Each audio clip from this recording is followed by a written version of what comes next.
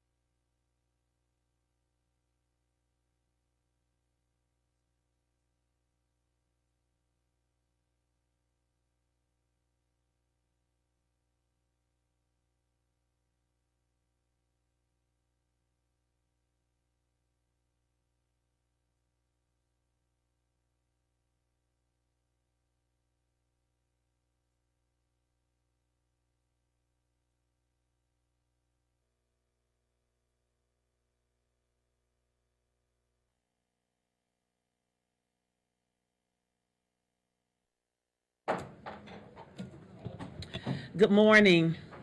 Welcome to our school board meeting. Do we have any amendments to the agenda? Yes, Madam Chair, we have one amendment to the agenda, and that's a request for approval for monetary change for the contract and the sale of Norwood Secondary School. That's consent agenda number 18. Okay. Regarding amendments to today's agenda, I find good cause to amend the agenda to add a new agenda item number 18 to approve a new purchase price for the Norwood Secondary School property. All other agenda items are renumbered accordingly. Do we have a motion to approve adoption of the agenda? As amended. Yeah, second. Second. All those in favor signify by saying aye. Aye. Any opposed? We will have our invocation today by our very own Dr. Dwayne Hinds, Executive Director of Middle School Education. That will be followed by the Pledge of Allegiance, followed by our national anthem, and we will have two songs today by, excuse me, our Seminole High School students. We will have the national anthem and then a second song. Thank you so much. Please stand. Let us pray. We thank you for this day. We thank you for life, health, and strength. We thank you for this opportunity to see this moment in time. We ask that you would bless our gathering together as we prepare to do the business of this district, that we might make the decisions that would truly have a positive impact on this community, our students, our families, our local stakeholders. We ask that you would guide our decisions and help us to do the work that you have called us to do. We thank you. In your name we pray. Amen. Amen. I pledge allegiance to the flag of the United States of America and to the republic for which it stands, one nation, under God, indivisible, with liberty and justice for all.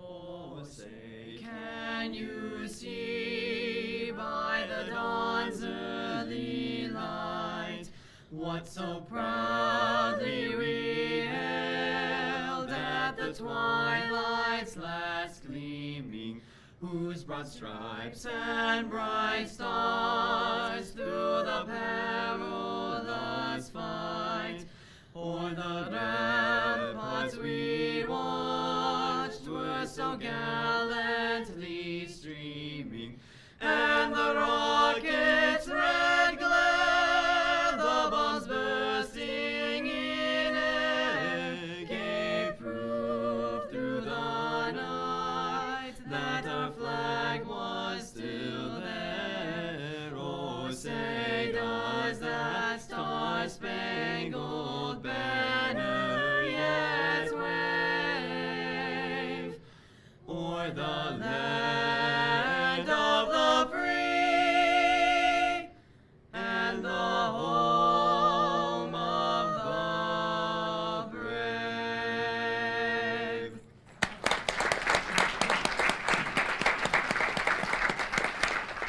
Thank You you may so be much. seated for the The second next song. song that we're going to be singing is a song called Ave Maria. It's by a composer named Jacob Arcadell. This is actually a piece that we're doing for our fall concert on October 11th. Our fall concert is kind of a journey through music history, starting all the way back from a Gregorian chant, all the way up until we're doing a piece from The Greatest Showman, so kind of a journey through time. This piece was written all the way back in the 1500s, so I hope you enjoy.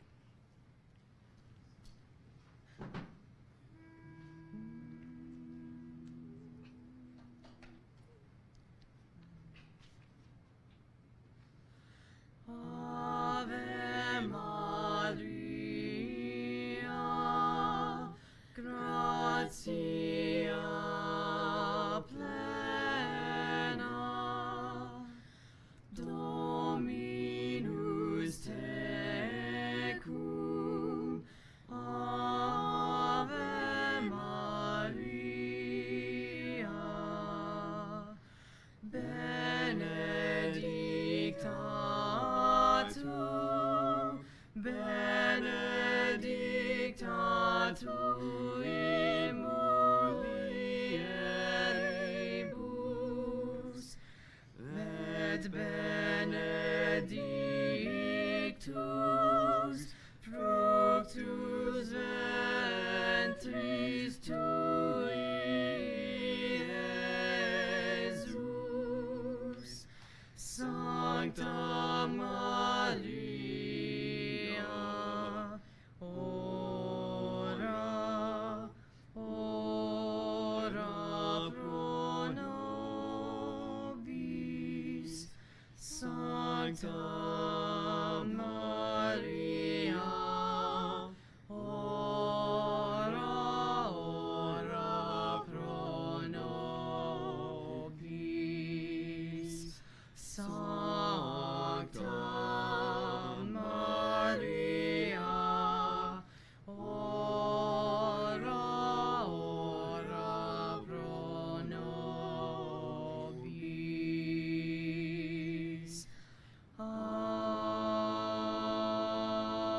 Amen.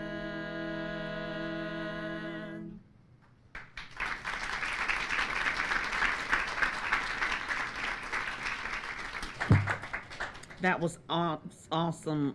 Again, these are our students from Seminole High School: Jonathan Andridicus, Lily Cooper, Ryan Konsinski, Kimberly Lawrence. Thank you so very much again. We so appreciate you, and thank you to their instructor as well today. Fabulous job.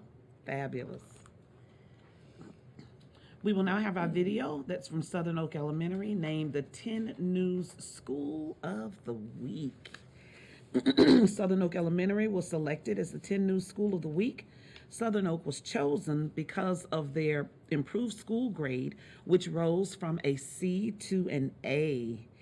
Active after-school STEM clubs contribute to that, and flexible seating in their classrooms. The event is co-sponsored by Duke. Let's watch and learn.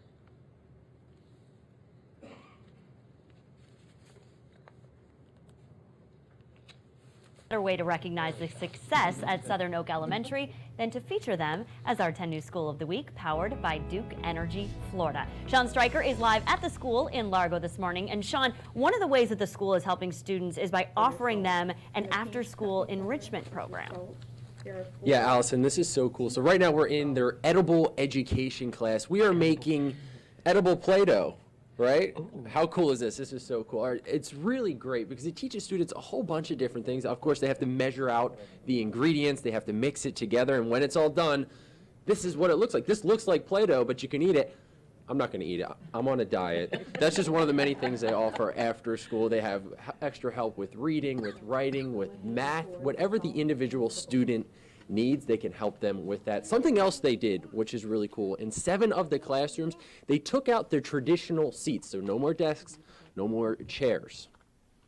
It's a way to give kids a choice in an environment when they don't always have a whole lot of choices, so they can come in and it's a little bit more comfortable. They can choose what they want to sit on, where they want to sit in the room, and they start to get to know a little bit more about themselves, about how they are as learners. So we have some classrooms with yoga balls, those great big exercise balls that kids can sit on and kind of bounce and move throughout the day. Some classes have lap desks and the kids can sit on a pillow on the floor if they'd like to.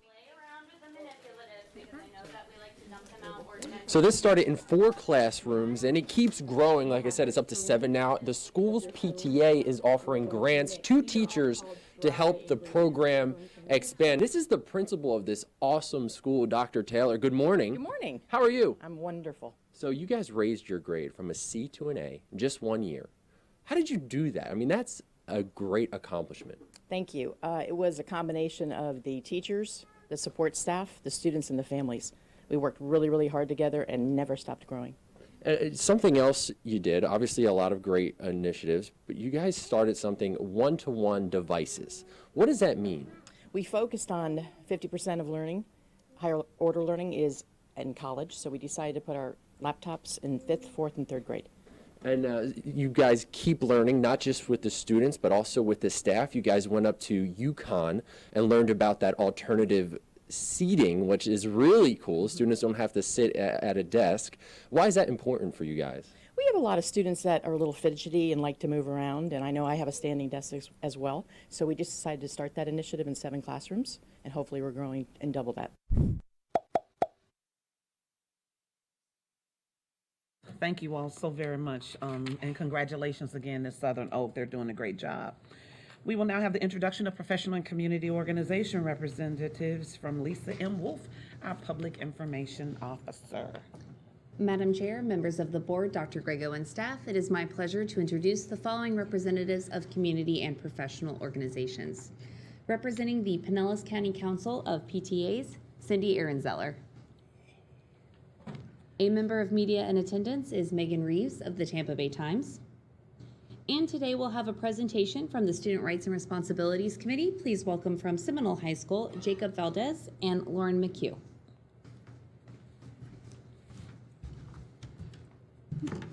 Good morning. Good My morning. name is Lauren McHugh, and this is Jacob Valdez, and we would like to take a moment to thank you for giving us the opportunity to come and speak today. At Seminole High School, we have 7 different academies that progressively engage every student, but I don't think it would be very appropriate to start this presentation without mentioning the fact that we won our homecoming game. Woo! Shout out to Dunedin. Oh, yeah. So the first program I would like to address is the Center for Education and Leadership, also known as the CEL program. The CEL program focuses on training and preparing the future leaders and educators of... Woo! Okay. We currently have 150 CEL seniors interning at Bowder Elementary that mentor and tutor students to infuse the love of literacy. The USF Stay Sharp program, or Stay Sharp Elite Educator program, came and visited the CEL students last week. And the CEL Academy works in collaboration with Dr. Watson, the dean at the University of South Florida's College of Education. All right, so the next academy I would like to address is the Academy of E-Commerce. So e-commerce has been awarded the prestigious honor of being named an Academy of Distinction for 2018 through 2020. The Academy students this year will be traveling in cultural and career immersive trips to Seattle, Boston, New York, and Chicago this year. Our e-commerce Academy student leadership team will be presenting the National Career Academy Coalition Conference in Houston on November 5th. The e-commerce Academy students are projected to earn over 750 industry certifications for the 2018 and 2019 school year. Over 85% of juniors and seniors meet the rigorous requirements for the National Junior Technical Honor Society. And this is really cool. I was actually sitting in on the class this morning, and I thought it was so cool. So the e-commerce students are responsible, along with their amazing teachers, for the creative and innovative implementation of Pinellas County Schools' first ever online store, the Warhawk Shop, a totally student-driven effort that streamlines virtually all financial services at Seminole High School. To date, the Warhawk Shop has sold over $250,000 in products, Warhawk gear, as well as managed school event and activities planning. Hi, my name is Jacob Valdez, and I'll be first talking about the IOC Academy. I'm actually the president of the IOC Academy, and I've been a part of it for all 4 years of my high school experience. I first started when I was a freshman, which was like we were the test rats for the whole thing, and it's an amazing academy. I loved it. It's an academy based around personalized and project-based learning for students who just don't like sitting down in the classroom. They need more interactive and more projects to keep them intertwined in school and just more, I don't know, enthusiastic. Over 100 IOC students are currently placed in internships and externships. That's awesome to hear because not all kids want to sit down in school and they want to most kids need to get out in the real world. They need to get real world experience. The personal experience I had is I actually got an internship at Janus Landing in downtown St. Pete. It was amazing. I met a couple of famous people. Met Wyclef. I don't know if you even know if he was a real cool guy. Yes, yeah.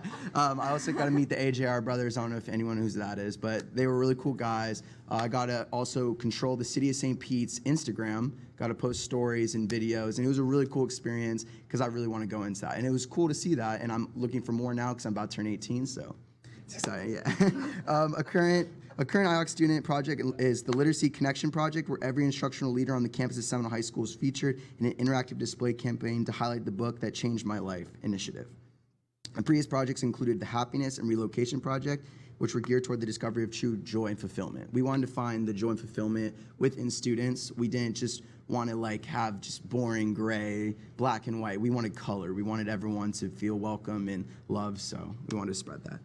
The next academy I'm talking about is the Seminole High School Engineering and Graphic Media Communications. It features student teams and finalists at the Next Generation Entrepreneurs and Next Generation Tech events. I've talked to a lot of these people and I've interviewed a lot of them. They're really cool people, super smart. I don't know how they'll do this kind of stuff. I'm very jealous. The entering students compete at the U.S. First Robotics Team. I'm pretty sure they got a really good place too. A lot of them are my friends. They're great. I'm really proud of them. Students are currently developing and creating a new media platform at schools for the morning show. I know at schools the morning show isn't very popular thing, but they're trying to make it more current and kids actually want to watch it, so we're caught up on everything that's happening. And the last one I'm going to talk about is the 4A Academy, which is the Arts Academy. The Academy of Advanced Achievement in the Visual and Performing Arts is focused on the pillars of performing arts, which are vocal, visual, instrumental, and theatrical. Our vocal, orchestral, and wind and marching band groups have performed at Carnegie Hall, the Rose Bowl, Macy's Thanksgiving Day Parade, and St. John's Cathedral, which I think that's pretty awesome. But Seminole's High's visual and photographic art students have consistently placed as finalists in the National Art Festival held at Carnegie Hall yearly, which I think that's awesome because it shows that every year they're doing awesome, which, I'm sorry, I'm getting hyped. Our theater department produces full-scale musicals each spring, and we're presenting an inaugural Shakespeare Festival in collaboration with our literature department this winter, which I think that's really cool how they're combining the literature that we're trying to achieve with the arts program, which is awesome. On October 6th, our Seminole High Warhawk Marching Band is hosting the 42nd annual Seminole Sound Spectacular featuring over 35 bands from across the country, which, wow, that's amazing. I'm sorry, I love this school, it's awesome. Okay, Seminole Sports Career Institute is the last one I'm gonna be talking about. Seminole Sports Career Institute, it's a little new, but it's really cool. I see it building every day. Seminole Sports Career Institute is a career-driven academy that gives real-world resume building experience to young people interested in the careers in the sports world, which I have a lot of friends that are into that, which I've talked to a lot of them, and it's a really cool experience. Personalized career pathway includes sports media training, management, coaching, sports journalism, photography, as well as internships and color commentary for our stage of the art pixel and live broadcast of all Seminole High School sporting events, which I think that's awesome. We're gonna have commentators on our games, which that's gonna be cool. I'm gonna be watching it, and it's gonna be awesome. But in January, our students are traveling to Atlanta actually to meet with the Georgia Tech Sports Administration media directors to possibly have future internships or possible experiences that these students in this academy can go through in order to learn more beneficial skills, which I think is awesome. So we have some exciting school news.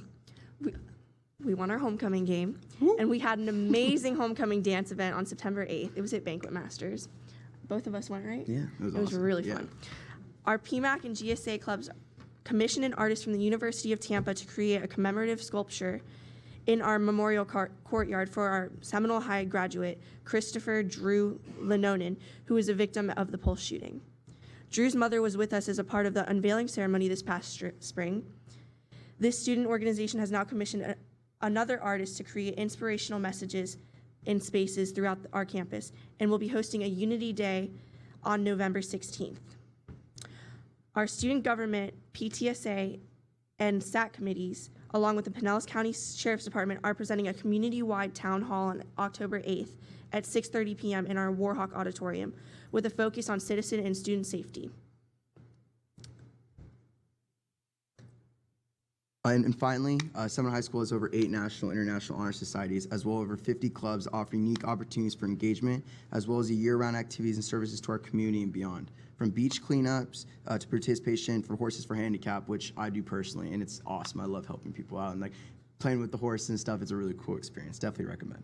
But volunteering from care packages sent to our military personnel overseas to peer-to-peer mentoring and tutoring at the YMCA and our extended learning programs. Our Seminole High Warhawk student body is committed to acts of service, global connects, as well as real-world problem solving. We can call this commitment to the betterment of all, which is the Warhawk way, of course. We just want to thank you, Dr. Grego, Dr. Corbett, and members of the school board for the opportunity to speak about our great school. Go Warhawks, and wait, did I mention we won our homecoming game?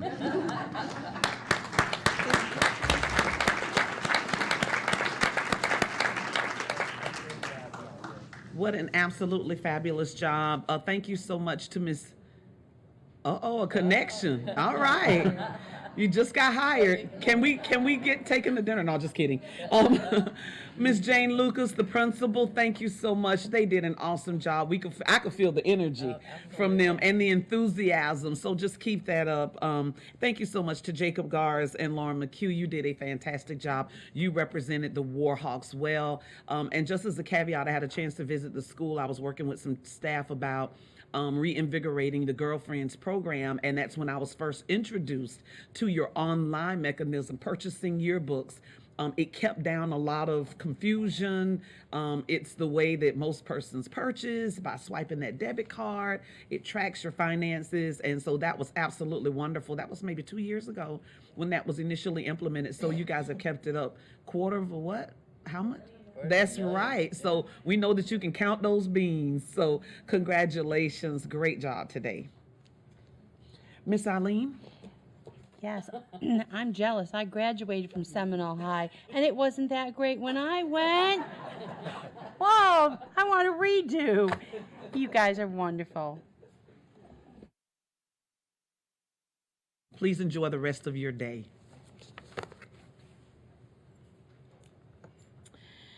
Okay, moving on to our special order agenda. The first on that agenda is presentation of the proclamation designating the month of September 2018 as American Founders Month and celebrating Freedom Week. Do we have a motion with a second?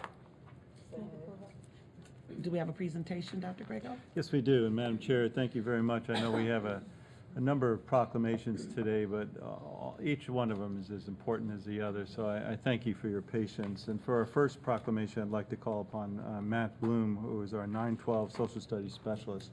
Mr. Blum? Good morning, Madam Chair, school board members, Dr. Grego, and staff. Pinellas County Schools proudly supports American Founders Month during the month of September and celebrate Freedom Week in Florida during the last full week in September, which is this week. Florida was one of the first states in the country to officially recognize Celebrate Freedom Week in 2002, and since then, other states have come on board and passed legislation officially recognizing Celebrate Freedom Week as a week-long recognition of American values contained in our founding documents. While social studies teachers guide students through in-depth lessons throughout the year on the founding of this country, this week serves as a special time where we can continue to educate our students and our community about the sacrifices made for freedom and the founding of this country and the values on which this country was founded. Celebrate Freedom Week in Florida helps to reaffirm the American ideals of American individual liberty. And for this celebration, additional American Founders Month and Celebrate Freedom Week in Florida resources have been provided to all schools to encourage effective instruction, not just this week, but throughout the year on our founding documents, and to learn more about the lives and the legacies of our founding fathers, George Washington, Thomas Jefferson, John Adams, Benjamin Franklin, James Madison, John Jay, and Alexander Hamilton. American Founders Month and Celebrate Freedom Week resources are used by schools in a variety of ways, and some examples this year are for morning announcements on the history of the American flag or trivia questions about our founding documents and founding fathers. Schools will host the Supervisor of Elections office as a way to engage in conversations around civic duty and civic responsibility. Social studies classes around the county this week will be taking a deeper look at founding documents like the Constitution and how they continue to shape and influence our country. Teachers at schools like Carwise and Pinellas Park Middle School go a little bit extra and dress up as our founding fathers to engage students as they dig deeper in exploring our founding principles and figures. And the Principals Multicultural Advisory Committees, or PMAC, work to bring schools together by utilizing guest speakers like local lawmakers or university professors and veterans to talk with students about civil service, experiences with the law, and our role as citizens. Special this year, one of our very dedicated community members named John Stewart, who is deeply interested in the life of Thomas Jefferson, who is committed to the preservation of the lessons and examples of early American history personalities, will be providing teachers and schools the opportunity to meet Thomas Jefferson live, where Mr. Stewart performs in a Q&A style presentation as Thomas Jefferson to provide our students with the rare opportunity to go back in time and discuss and question our history's founding fathers for this nation. Thank you. Thank you so very much. We have School Board Member Carol Cook to read the proclamation, please. Yes, thank you. Proclamation, the American Founders Month and Celebrate Freedom Week in Florida, September 2018. State of Florida, County Pinellas, proclamation by the Pinellas County School Board. Whereas the nation's founding fathers and the sacrifices made for freedom hold a special place in history of the United States of America and of the state of Florida. And whereas during the month of September, various groups, including civic, fraternal, and religious organizations, as well as public and private education institutions, are urged to recognize and observe American Founders Month through appropriate programs, meetings, services, and celebrations in which state, county, and local governmental officials are invited to participate. And whereas during the American Founders Month, public schools at all grade levels are encouraged to coordinate instruction related to the nation's founding fathers, including an in-depth study of the intent, meaning, and importance of the Declaration of Independence. Now, therefore, we, the Pinellas County School Board, by virtue of the authority vested in us, do hereby proclaim September 2018 as American Founders Month, and the last full week of public school classes in September of 2018 as Celebrate Freedom Week in Pinellas County Schools. And in doing so, urge all citizens to join in the national effort to recognize the importance of our founding documents and the historical importance of all of those that crafted them. We have a motion with a second. All those in favor signify by saying aye. Aye. Any opposed? Did you have a question?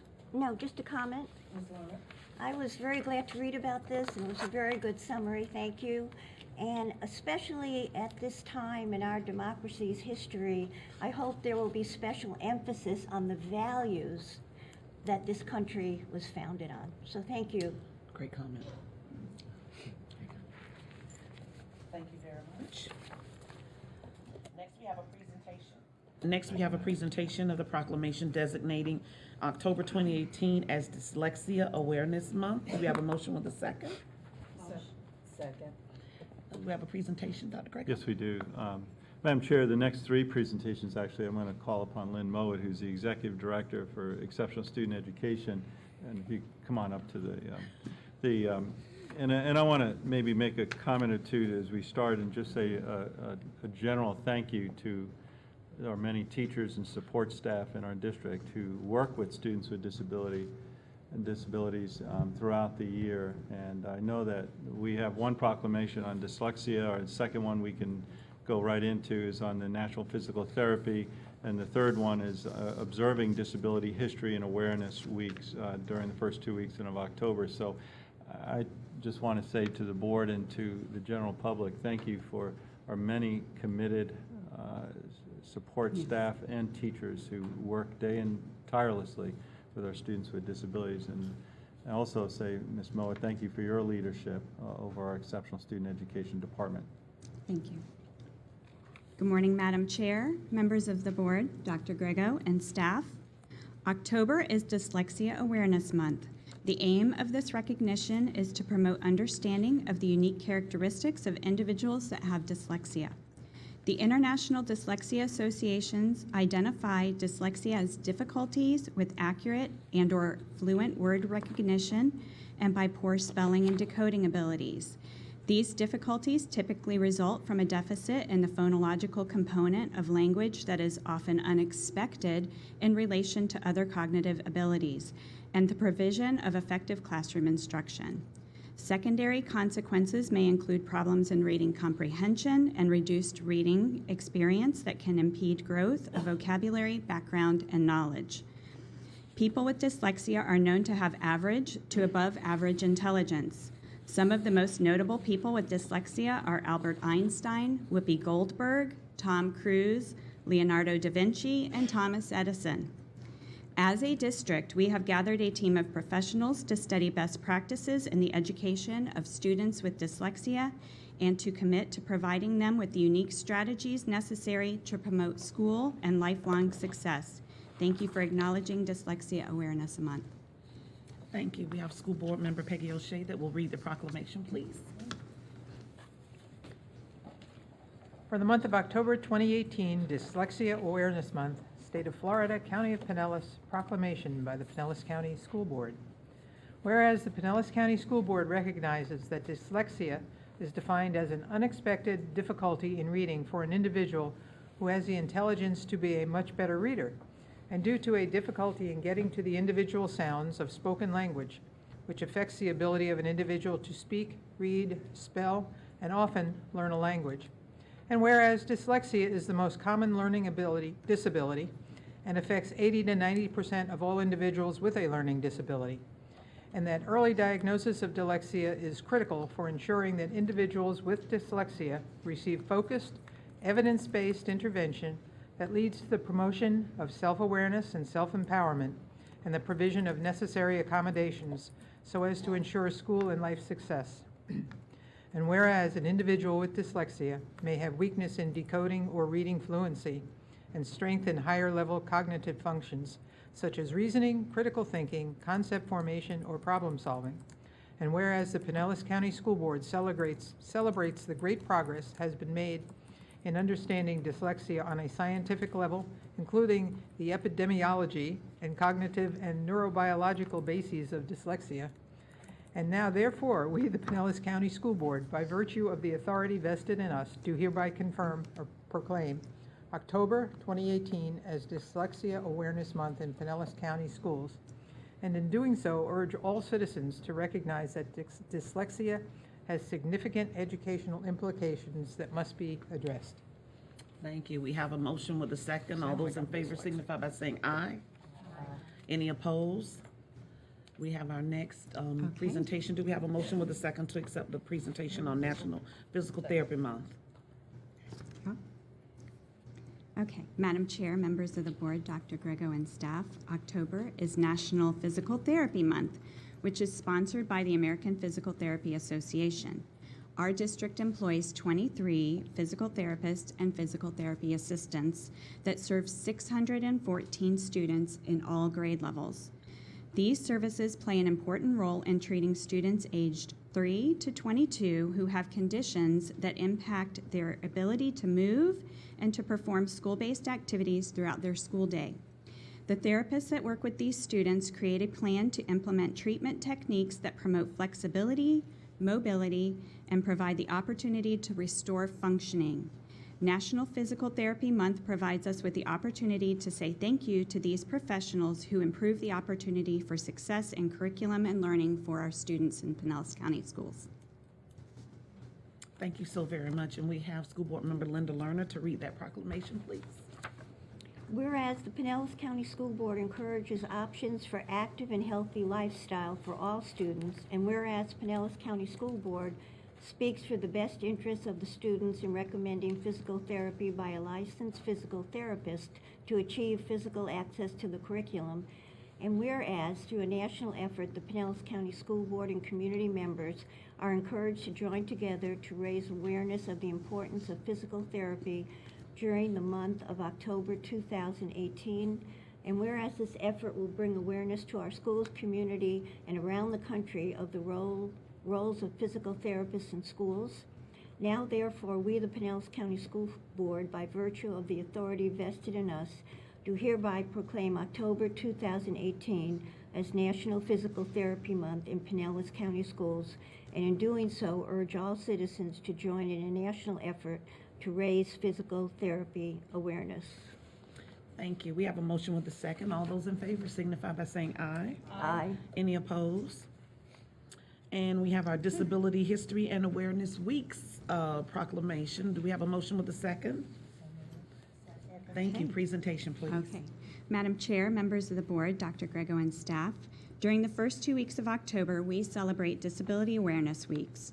During this time, schools should engage in activities that support the history of disabilities and promote awareness. In Pinellas County, we serve over 13,000 students with disabilities and promote opportunities for inclusive practices and celebrate the positive impacts our students and adults have on our daily lives. Throughout these 2 weeks, schools should support activities that promote positive attitudes towards the successful inclusion of students with disabilities, increase respect and acceptance of individual differences, increase understanding of disabilities and related social issues, and facilitate the development of literacy and language arts skills through activities about disability awareness.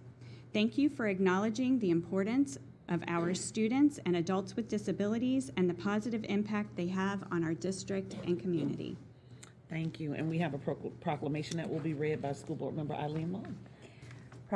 Proclamation for Disability History and Awareness Weeks, State of Florida, County of Pinellas, proclamation by the Pinellas County School Board. Whereas the Pinellas County School Board recognizes the important contributions and achievements of individuals with disabilities. And whereas Pinellas County School Board during the first 2 weeks of October 2018 encourages students be provided intensive instruction to expand their knowledge, understanding, and awareness of individuals with disabilities, the history of disabilities, and the disability rights movement. And whereas the goals of disability history and awareness instruction include better treatment for individuals with disabilities, especially for youth in our schools, and increased attention to preventing the bullying or harassment of students with disabilities. Encouragement to students with disabilities to develop increased self-esteem, resulting in more students with disabilities gaining pride in being an individual with a disability, obtaining post-secondary education, entering the workforce, and contributing to our communities. Reaffirmation of the local, state, and federal commitment to the full inclusion in society of and the equal opportunity for all individuals with disabilities. Whereas this effort will bring awareness to our schools, community, and around the country, commitment to the full inclusion in society and the equal opportunity for all individuals with disabilities. Now, therefore, we, the Pinellas County School Board, by virtue of the authority vested in us, do hereby proclaim the first 2 weeks of October 2018 as Disability History and Awareness Weeks in Pinellas County Schools. We call on all citizens of Pinellas County to celebrate the many contributions individuals with disabilities make to Florida, to our nation, and to our world. Thank you very much. We have a motion with a second. All those in favor signify by saying aye. Aye. Any opposed? Thank you so much for your presentations. If you could all join with me down, we have two very nice presentations.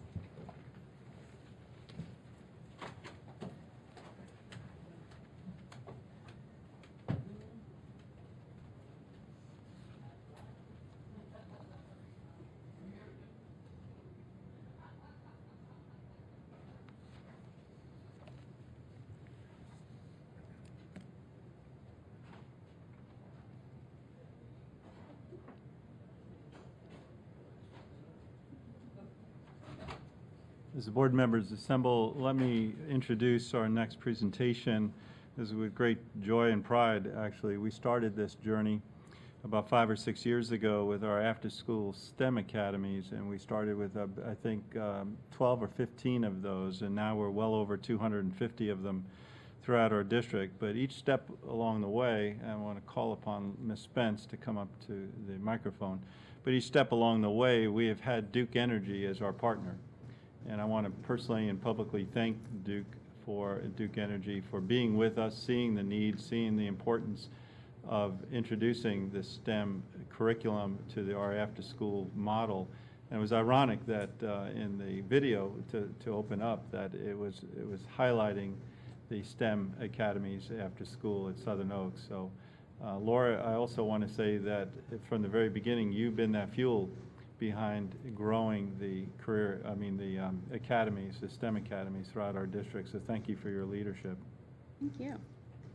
Good morning, Madam Chair, school board members, Dr. Grego, and staff. Each year, the Duke Energy Foundation opens up their grant cycle to organizations who want to apply and have a strong emphasis on STEM education with a long-term goal of community impact. I'm happy to be back up here to announce that for the 2018-19 school year, the Duke Energy Foundation has awarded the STEM Academy program $212,000.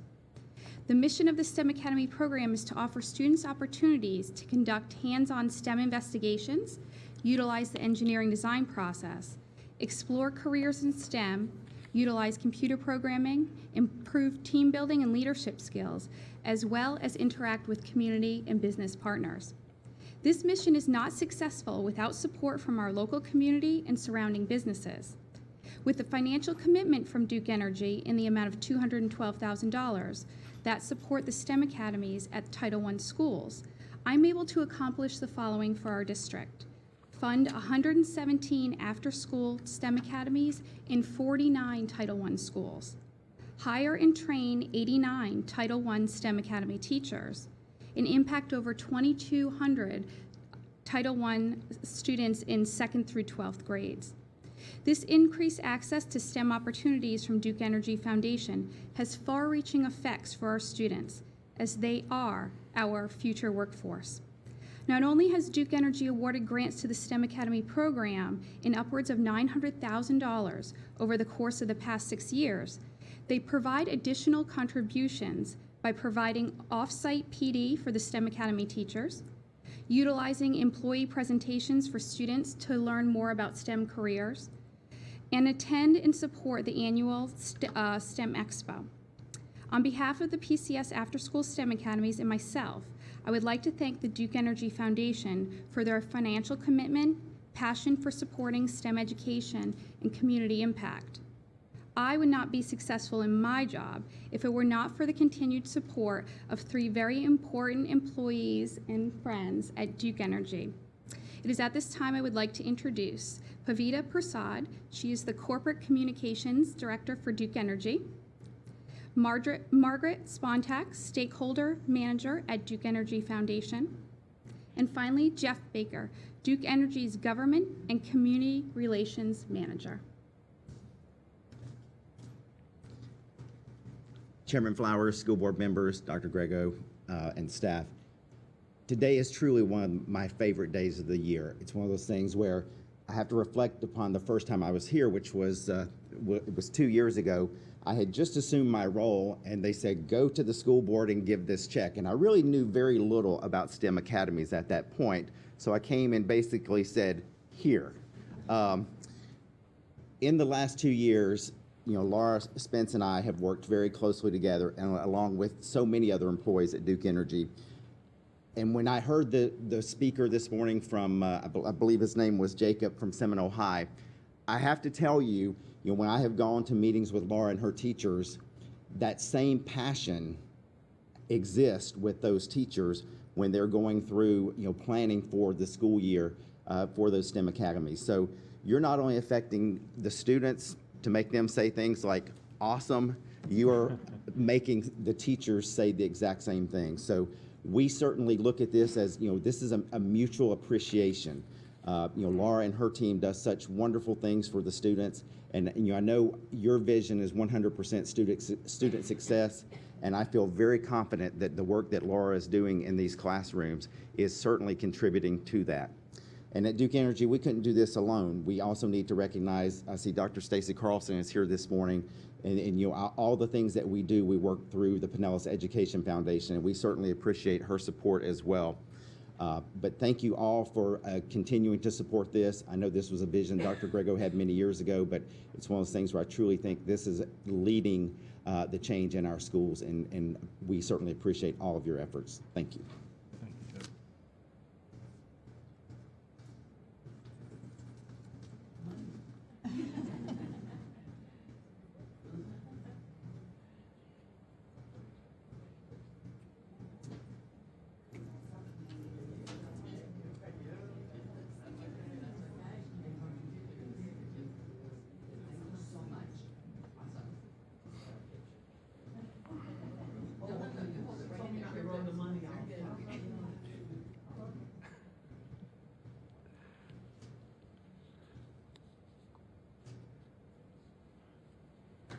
Thank you.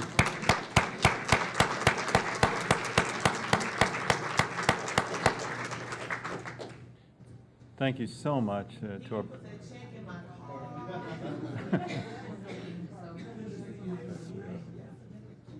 Thank you so much. Thank you. Jeff, thank you so much, sir. Yes, thank you. Thank you to our partners at Duke and to the Pinellas Educational Foundation. Thank you for working with us. The last presentation I have is one that I guess I have to come down there, so let me introduce it and then I'll scoot down there, and that is the distinction of Master Board awarded to the Pinellas County School Board, presented by Tina Pinkoson, who's the Director of Leadership Services for the Florida School Boards Association. So Tina, nice to see you. Thank you for making the trip here to Pinellas County and great to be here. recognizing this board. I want you to know that many of your votes have been 8-0 because I have voted out loud aye. So it's been great to be here. I wish I had a check for $212,000 to give you, but I don't. It is indeed my pleasure to be here. And I want to, before I go into this, I want to thank Ms. Krasner and Linda Lerner for their years of dedication to the children and the students in Pinellas County. You have been, a stalwart here, and I appreciate your involvement with FSBA and with the school system, so thank you very, very much. Boards are, you have a board of 7 individuals that make up one. And so it is our goal with the Florida School Boards Association to give boards an opportunity to learn about each other and learn to work together as a team. It's not blind compliance. It is learning to work together as a body so they can accomplish great things for the students in Pinellas County. The things that you heard this morning that have been accomplished here in Pinellas County, it doesn't just happen. It happens because you have strong leadership at the top. And this board committed to going through 22 hours of training together with our consultant, Carol Cook, who, thank you for graciously allowing her to lead your training, but she worked with this board and they have achieved what is the master board status. There are only 27 of these boards in the state, but what this shows is a commitment of your school board members to your community, to their school district, to your staff, that they are committed to working together to achieve great things for the students in Pinellas County. And Dr. Grego is a huge part of that. He is a proponent of this program for FSBA. We appreciate you when we call on you to help us with our training of new school board members, which I just want to remind you is coming up in November. But it is with great pleasure that I'm here to give the Pinellas County School Board and Dr. Grego, their leadership team, the Rest Board plaque.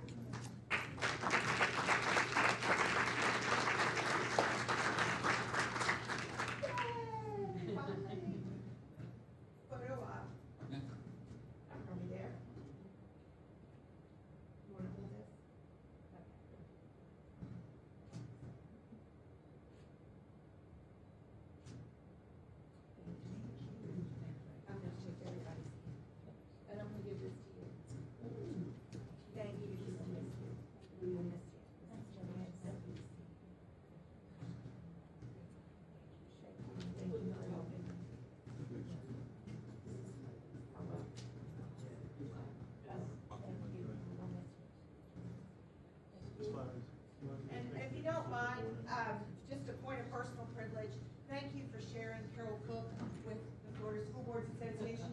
She went above and beyond with training for us this year. She traveled over 12,000 miles doing training across the state with other boards, and she was a huge help to me, and thank you all for sharing her with me. Thank you.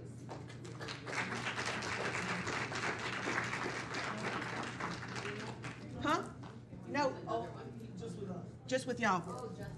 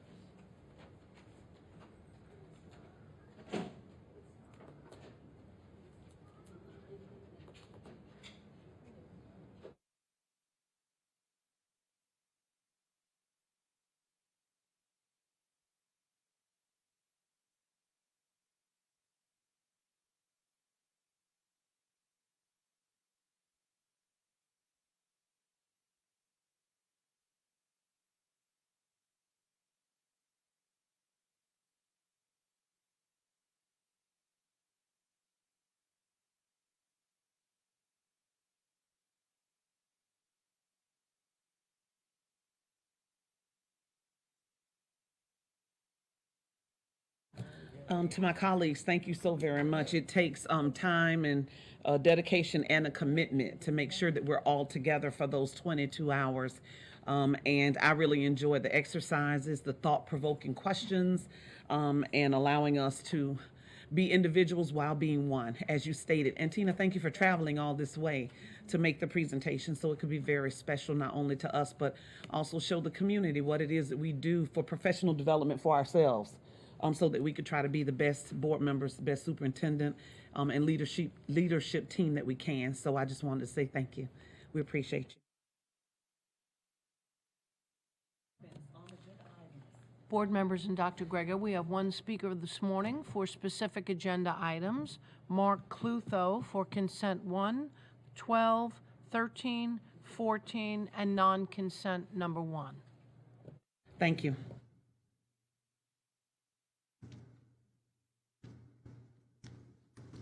Mark Clutho, Largo.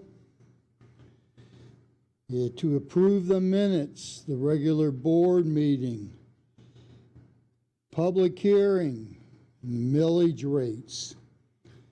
Yeah, it's a shame I couldn't be here, but you know, Hillsborough, their school board meeting, they had the budget the same day. Yeah, but here it is. My wife came by and picked this one up for me. It's the same old thing. I love this one here. Strategic directions. You using that word, that's something. Oh boy. Yeah. What a joke. It reminds me of the year before when you had that picture of the boy standing underneath a roof with glass. Yeah. You pass that budget, but that roof still has the glass. So your operation of plant's gone up a bit, hasn't it? Isn't that wonderful? So 12, 13, and 14. You have 2 chiller replacements and a boiler replacement. Wonder what you're boiling. And all of them, strategic direction, learning in a good environment. How do you figure? How do you figure when these buildings are still stupid, dumb buildings, belching the carbon, and Look what Red Tide Rick is giving us. And you see what happens with Hurricane Florence. What's going to happen when one of those comes here? When your buildings belch that carbon. Non-consent, number 1. This school improvement plan for Plato Academy. Oh, Plato has to be turning over in his grave. What a shame. Okay. There being no further speakers, moving on to any unfinished business. There being no unfinished business, we have our consent agenda. Is there a motion with a second on the consent agenda? Second. All those in favor signify by saying aye. Aye. Are there any opposed? Thank you very much. Moving on to non-consent, request approval of the 2018-19 school improvement plan. Plato, Dr. Grego, you want to Yes, introduce? the non-consent agenda number 1 is the approval of the school improvement plan for Plato Academy. As you know, the Florida statute requires that whenever and if any of our charter schools receives a grade, a D or an F, that they come before the board, and they did this past Tuesday in a workshop and review their school improvement plan. And Rick Wolfe oversees our charter schools as well as other aspects, home education and so forth. So I'm going to ask Rick to just very, very quickly to review the process and request for approval. Well, I think you did most of that for me, so thank you. Good morning. This is the request for Plato Pinellas Park to approve their school improvement plan. And as you recall, back on the board workshop on September 18th, a team from Plato Pinellas Park came to present their school improvement plan, and we went through that. And again, this is in response to the state requirement that any school that receives, any charter school that receives a school grade of a D or an F is required to develop and present a school improvement plan to the board for your approval. And the school did receive a school grade of a D. Okay. I have just one question. Are there any representatives here today? There are, yes. Okay. I don't know if you want to come forward, because maybe they can answer this for you. Yeah, the principal, Tanya Cunningham, is here. Hi. First of all, thank you very much for coming to our workshop. You answered a number of questions. I believe you have a consistent plan in place, but I still have a question about transportation, and I kind of asked this. Because in what I was reading, some of your concerns with students coming late and things of that nature was because of transportation. So I'm just asking the question. I'm still going to support you, but I'm asking the question, and then I'm going to ask for help if it's the case. Under the voucher program, are you required, or is it strongly suggested that you provide transportation, knowing that some of those students that have those vouchers are there because of their income guidelines? They've met certain, charter schools. I know it's a charter school, but so are you asked to provide transportation in any way, shape, or form as a result of receiving those students? We don't do a voucher, it's a lottery. I apologize, not okay. vouchers, charter school. My colleagues were protecting me. Were correcting me. So please, I only had half a cup of coffee this morning. So please forgive me. But under that, as a charter school, Plato Academy, is there a provision somewhere in there where there is a suggestion that you provide transportation Not that I'm aware to those of, students? no. Okay. No. Most of the ones that do come late, it's not an issue of transportation, it's just an issue of motivation. Okay. So if in the motivation, transportation could be looked at for the motivation, because I think you gave us one example of a student who does catch the bus, I think you said, and manages to get there.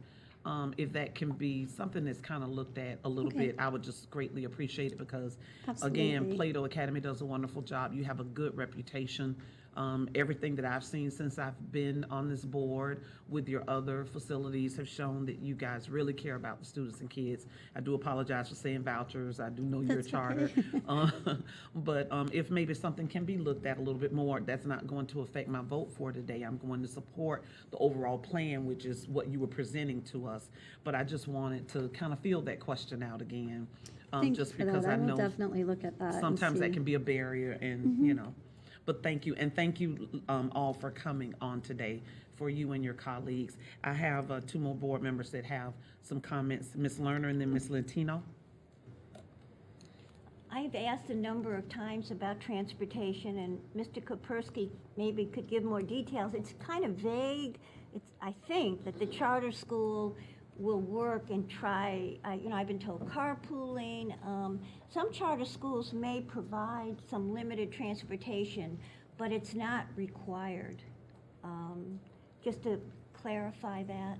And we've had good charter schools and ones that really left a lot to be desired, but Plato has really done a good job. And we did ask a number of questions in the workshop, and I think this plan will help you to improve. So thank you.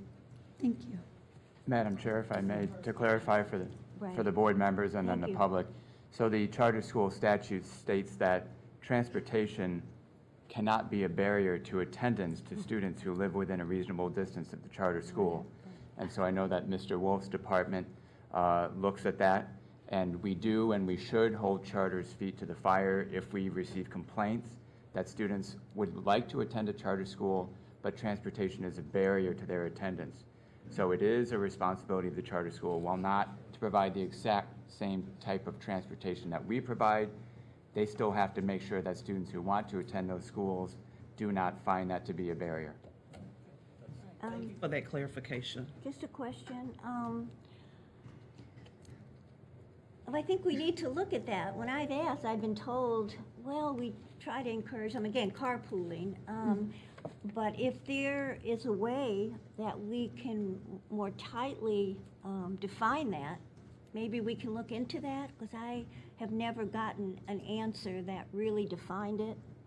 And most charter schools do not provide it, even for students living fairly close. So maybe we could look into that further.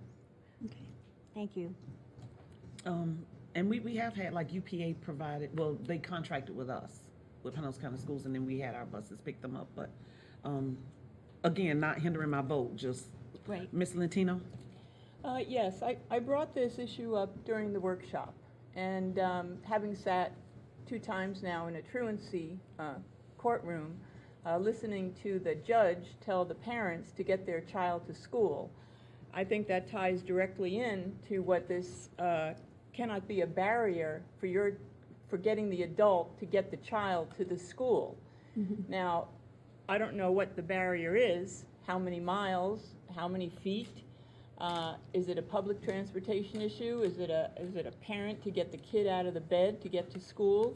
I think those issues really need to be looked into, because if we don't have any accountability to oversee how many children are not coming to school to get an education, that's going to bring your grade down. I think that's a real critical issue for children to be educated, and they should be in the classroom when the day starts. And if the parent isn't capable or doesn't have an opportunity to have the kid get the feet out of the bed, get ready, and get to school, I think that's a big issue. And I think we need to look really closely at that. So I hope that you have better success this time, and I hope your parents, whether it's a grandparent, 1 parent, 2 parents, no parent, they get their kids to school on time, because it's critical. It's critical for an issue like this to keep your grade up. Yes, thank you. Ms. Lerner, is that another light, or? No. Okay. Oh. Thank you so very much, because I really enjoyed your presentation, and thank you to your staff. Again, I just Thank you. kind of had that question, Thank just you. looking out. So, all right. Do we have a motion with a second? All those in favor signify by saying aye. Aye. Any opposed? All right. Thank you. Thank you. Thank you.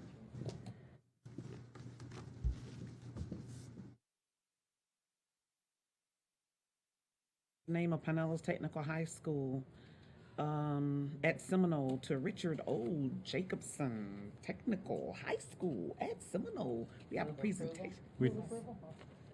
Yes, Yeah, we please do, and this is certainly a fine way to end our school board meeting today, and kind of historic also in many, many ways. But as we workshop this, I want to thank Dr. Stacy Beyer, who came to the workshop, and I want the public to know that she presented a week ago today to talk about the contributions and the commitment to career and technical education and the Richard O. Jacobson Foundation, and some of the changes that we're going to ask this board to vote upon in a few minutes.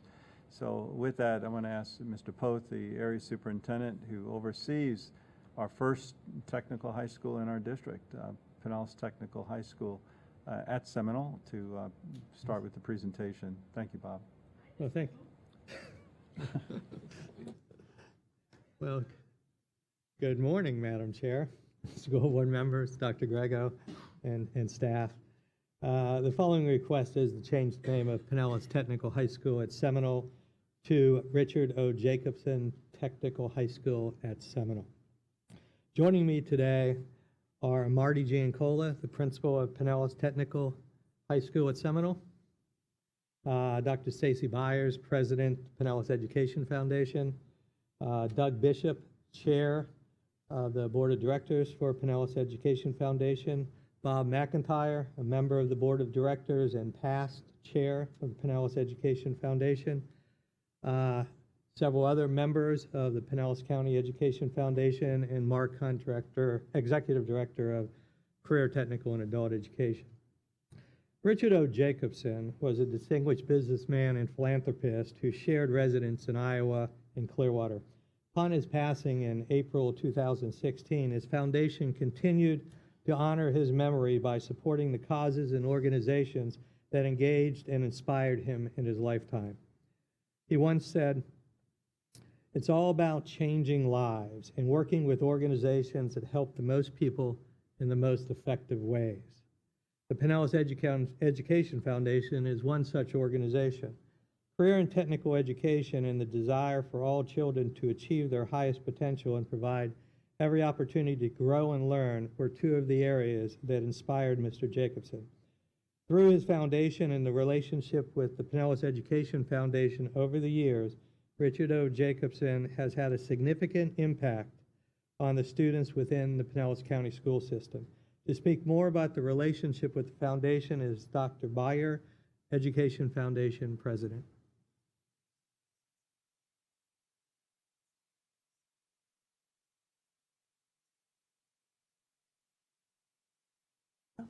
Okay, yes, it works.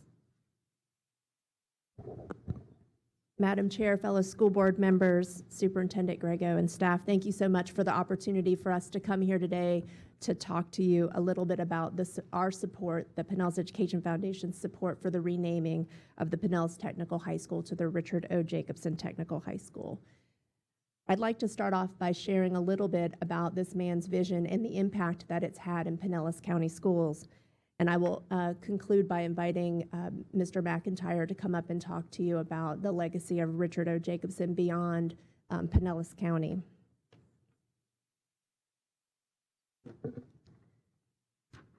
Mr. Jacobson's partnership with Pinellas Education Foundation and Pinellas County Schools started with his initial investment in the Jacobson Culinary Arts Academy at Tarpon Springs High School, which is designated as an Academy of Distinction in Pinellas County Schools.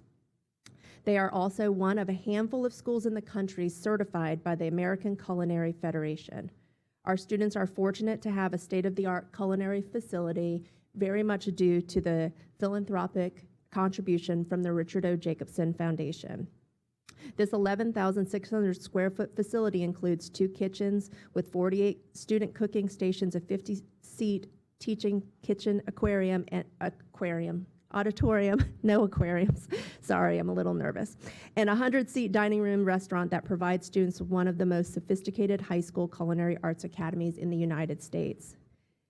It was absolutely his vision and the vision of the Tarpon Springs community to bring that opportunity to students, and it helped to spur on interest across Pinellas County schools in the culinary arts. And since 2005, we've graduated over 720 students. The students have achieved over 450 national certifications since 2011, when certifications became available. And last year, 41 graduates all went on to post-secondary education at a college or a culinary school, and 16 of those students won scholarships, many of them multiple scholarships.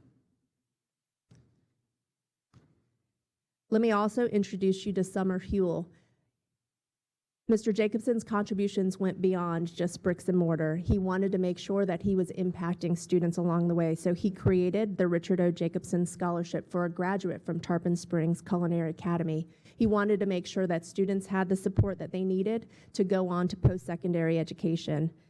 Summer is a 2017 Walker's Rising Stars Culinary Arts recipient, and she competed against students from all over the county to win our top culinary honor.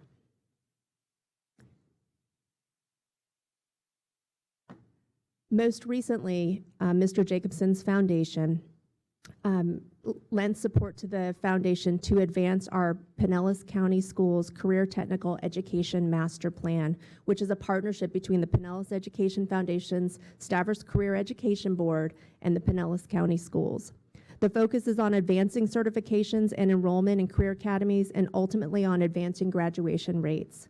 By creating this endowment, the Richard O. Jacobson Foundation ensured that forevermore, the Education Foundation would be focused on career technical education. And since just last year alone, more than 13,494 certifications were earned by students. And the endowment specifically last year was able to support 125 emerging entrepreneurial students who developed business and tech solutions to some opportunities we find in the real world. And 30 principals were trained to go into the district's most challenging school environments where student achievement is low, coupled with some of the most impoverished families. And the opportunity here is to help to support those principals so that they can be more effective in their roles. And this was all made possible through this endowment from the Richard O. Jacobson Foundation. The last thing that I'll mention before I talk about the new opportunities is one of the outcomes from the endowment gift. We are also creating a permanent display or venue at Stavros Institute Finance Park, which is going to be an opportunity for all 8th grade students who are coming through the program to actually complete a career exploration assessment while they're at Finance Park. So when they leave Finance Park, they'll have some idea of the types of career pathways that they may be interested in that then can help inform their high school choices going forward. And that will be coming online this fall. So the latest and greatest and new opportunity comes as a result of a horrible hurricane, which here at Pinellas Technical High School, while they were in the process of building their brand new beautiful campus, they had every intention of continuing to use the barn for their large animal vet sciences program. But unfortunately, Hurricane Irma had a different plan for Pinellas Technical High School. Upon hearing the story, and the opportunity for us to build out a state-of-the-art vet sciences building and a life sciences building, the Richard O. Jacobson Foundation has committed to building a third building on the Pinellas Technical High School campus that will house vet sciences both for small domestic animals and for large animals. And an example, this is just a sample of what the new building could look like, having 4 classrooms. All students who are at Pinellas Technical High School at some point will come through this building, even if they're not vet sciences students. And then the center area, the white part, will serve as kind of a lab for students to work with small domestic animals. And then if you see over to the right, the yellow areas are large animal stalls. So we expect about, I think it was 120 students a year to be going through this new building. So it'll take the campus from a 2-building facility to a 3-building facility, being connected through a covered walkway. The other part that they have agreed to support is a partnership between the Pinellas Education Foundation and Pinellas County Schools around elevating excellence, where we're focused on making sure that our low-income minority students have the full navigational capital and supports that they need so that these high-achieving students can go on to the best opportunities in post-secondary education for themselves. They really liked this opportunity because it's across the entire district. So not only will students from Pinellas Technical High School be able to benefit from this program, but high schools from North all the way to South County. So all in all, throughout his lifetime and after he passed, more than $7 million has been invested in Pinellas County schools to advance achievement for students across the district. His reach in life and through his foundation after his passing goes beyond his support for Pinellas Education Foundation and Pinellas County Schools. I'd like to introduce Bob McIntyre, a Pinellas Education Foundation board member and dear friend of Mr. Jacobson, to say a few words. Thank you for the opportunity to share the impact this man has had on the schools and students in Pinellas County Schools. We appreciate your consideration of renaming Pinellas Technical High School to Richard O. Jacobson Technical High School. Thank you, Stacy. Hello. Good morning, Madam Chair and members of the school board, Dr. Grego and staff. I'd also like to introduce my daughter Melissa, who's sitting here, who's going to follow in my footsteps, I hope, doing these things, and Frank Shevitz at Baystar Restaurants. And I'm a little worried about talking to Doug because we sponsored the sheriff's tournament yesterday, and the DITEC team came in first place. I haven't asked Doug what his team did yet, but I know. Doug, thank you for being here this morning. I just want to tell you a little bit about Dick Jacobson that you might not know about as a friend. And Dick Jacobson, there was three of us that spent a lot of time with Dick. We called ourselves Team Jacobson. Eddie Drosky would be here this morning, but he's presenting a check over at Mowatt this morning from a tournament they did for breast cancer. And but he sends his best to everybody here. And of course, Frank Shevitz is here at Baystar. And when the three of us were working together for Dick's legacy, we worked together hand in hand because we're kind of entwined a little bit. You know, you've got the aquarium that is more than watching beautiful animals swim around. There's a science there where young people see the hope that with these children without limbs, they see a hope for the future. And then you've got Eddie, who's part of Dick's money in one case. I don't want to take away any of their thunder for a mathematical oncology program that's working so well over there. So for the past 2 years, I've had the most fun working with these two guys. I learned what Valium was with Frank Shevitz because you need it. I mean, this guy's 24/7 working hard and just going at it. But I want to thank Frank for the inspiration he gave me for some of this. I first met Dick, it was with Frank and Eddie at a Clearwater for Youth banquet. And John Bruner, who was a scout for the 49ers, and these are all sports guys going there. It's mostly guys going to it. We provide scholarships for youth. And John asked if he could bring a guest, this Dick Jacobson. Well, we kind of hit it off immediately. We both like baseball. We both like sports. Frank and Eddie were involved in that. So Dick and I started going to ball games. I have a skybox over at Legends Field, Steinbrenner Stadium, and Dick and I were going to 15 games a month in March for spring training. And we would talk baseball, we would talk about education. But the reality is, none of us really asked Dick for anything. This was his haven away from Iowa, where he was a legend. He won the Iowa Award, the highest award a state gives to a citizen for what he did to represent his state. And when you think about what Dick instilled in his employees, two of the trustees are Dick's age, and 2 or 3 of them are young guys like my daughter. And he instilled that same feeling of giving, because your natural thought was when they're closing the foundation that they would close it in Iowa. But that's not what they wanted to do. They wanted his legacy to continue in Florida. So we'd go to ball games, and I got to look at my notes here for something so I don't miss anything here. And then Terry Bain was our current president at the time, and we went to a fundraiser for the foundation. And I didn't want to ask Dick for any money, but it's one of those Benavon things where you give $1,000 a year for 5 years, or $5,000 a year for 5 years, or $25,000 a year for 5 years. And I said, well, maybe Dick will get $5,000 a year for 5 years, you know. And so we sit at the lunch, and he's talking to Terry, and we were talking about Carol Martin, who had made a great gift to maybe start this culinary institute at Tarpon Springs High School. And Dick was listening to that, and the time was going on, and at the end of the luncheon, Dick took the card and stuck it in his pocket. He said, I think I might want to do something else. Well, I had no idea what he meant, didn't want to press it, so I left. And a week later, Terry called me and said he gave us $1 million for the Culinary Arts Academy in Tarpon Springs. And that's the way Dick was. He just found something he liked. He was very proud of that academy. And because of that academy, we now have Culinary Academy at Northeast High School. We have a Culinary Academy at Osceola. With our long county, we wanted to make sure we could treat all the students on that.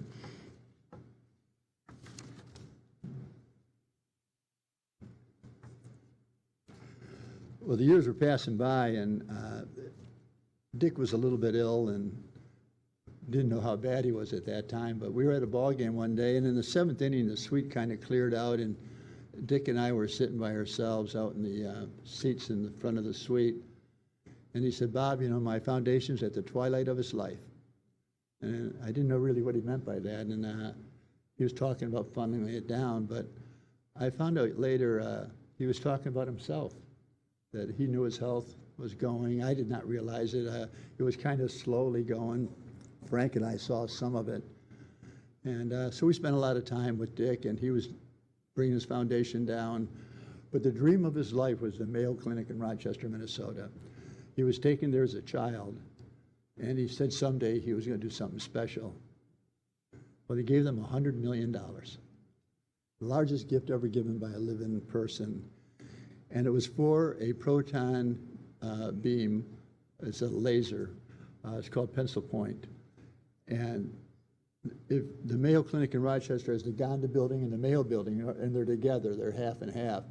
Of course, the Mayo brothers that started the Mayo Clinic, and Gonda was a family that gave millions of dollars to Mayo as well. Well, now there was going to be a 14-story Richard O. Jacobson building. And so this proton beam thing is magnificent. And I didn't quite understand it, so I was talking to one of the surgeons to explain it to me. And what they were doing with babies that had brain cancer is they would radiate the whole skull because that's all they could do. And of course, they killed the cancer cells, but they also killed good cells. And the baby's life was changed. Well, with this proton beam, this beam would go right into the baby's brain and just kill the cancer cells and not destroy anything around it. And Dick was very excited about that. So it was getting closer to completion, but Dick's health was going down. And we wanted to make sure Dick got up to see his dream fulfilled. So Frank and I and Eddie flew him up there, and we had a private tour of it the day before the big presentation, because the big presentation was going to have 5,500 people at it. We had 50 at this private one, so Dick wouldn't be, surrounded by a lot of people. So we go into this room, and we go into this back area, and as Frank could tell you, these huge cogs and wheels and 8-foot thick walls and lug nuts as big as softballs and all this machinery. It was huge, and I couldn't believe it. And as we walk out, they take us to the patient room. And you go in the patient room, and here's this beautiful pastel-colored room with just a bed, and not a hospital bed, this beautiful bed. And that's where the child, or even an adult, there's been some adults helped, would lay in this bed. And the bed would move in these minuscule areas to get set up for this machine. So the baby or the child didn't see this massive machinery. All they saw was this beautiful room with a TV in it, and they got cured. So their goal was 3,500 people the first year. And by the way, Mayo does this under the care of whatever the insurance is. There's no huge charge for this. Dick made sure of that. It's covered by insurance and everything for these things. And so they're doing way more than that now. They're able to turn it faster and do things faster with it. But the satisfaction that Frank, Eddie, and I got is Dick saw his dream come true. We left there and got back, and it was good.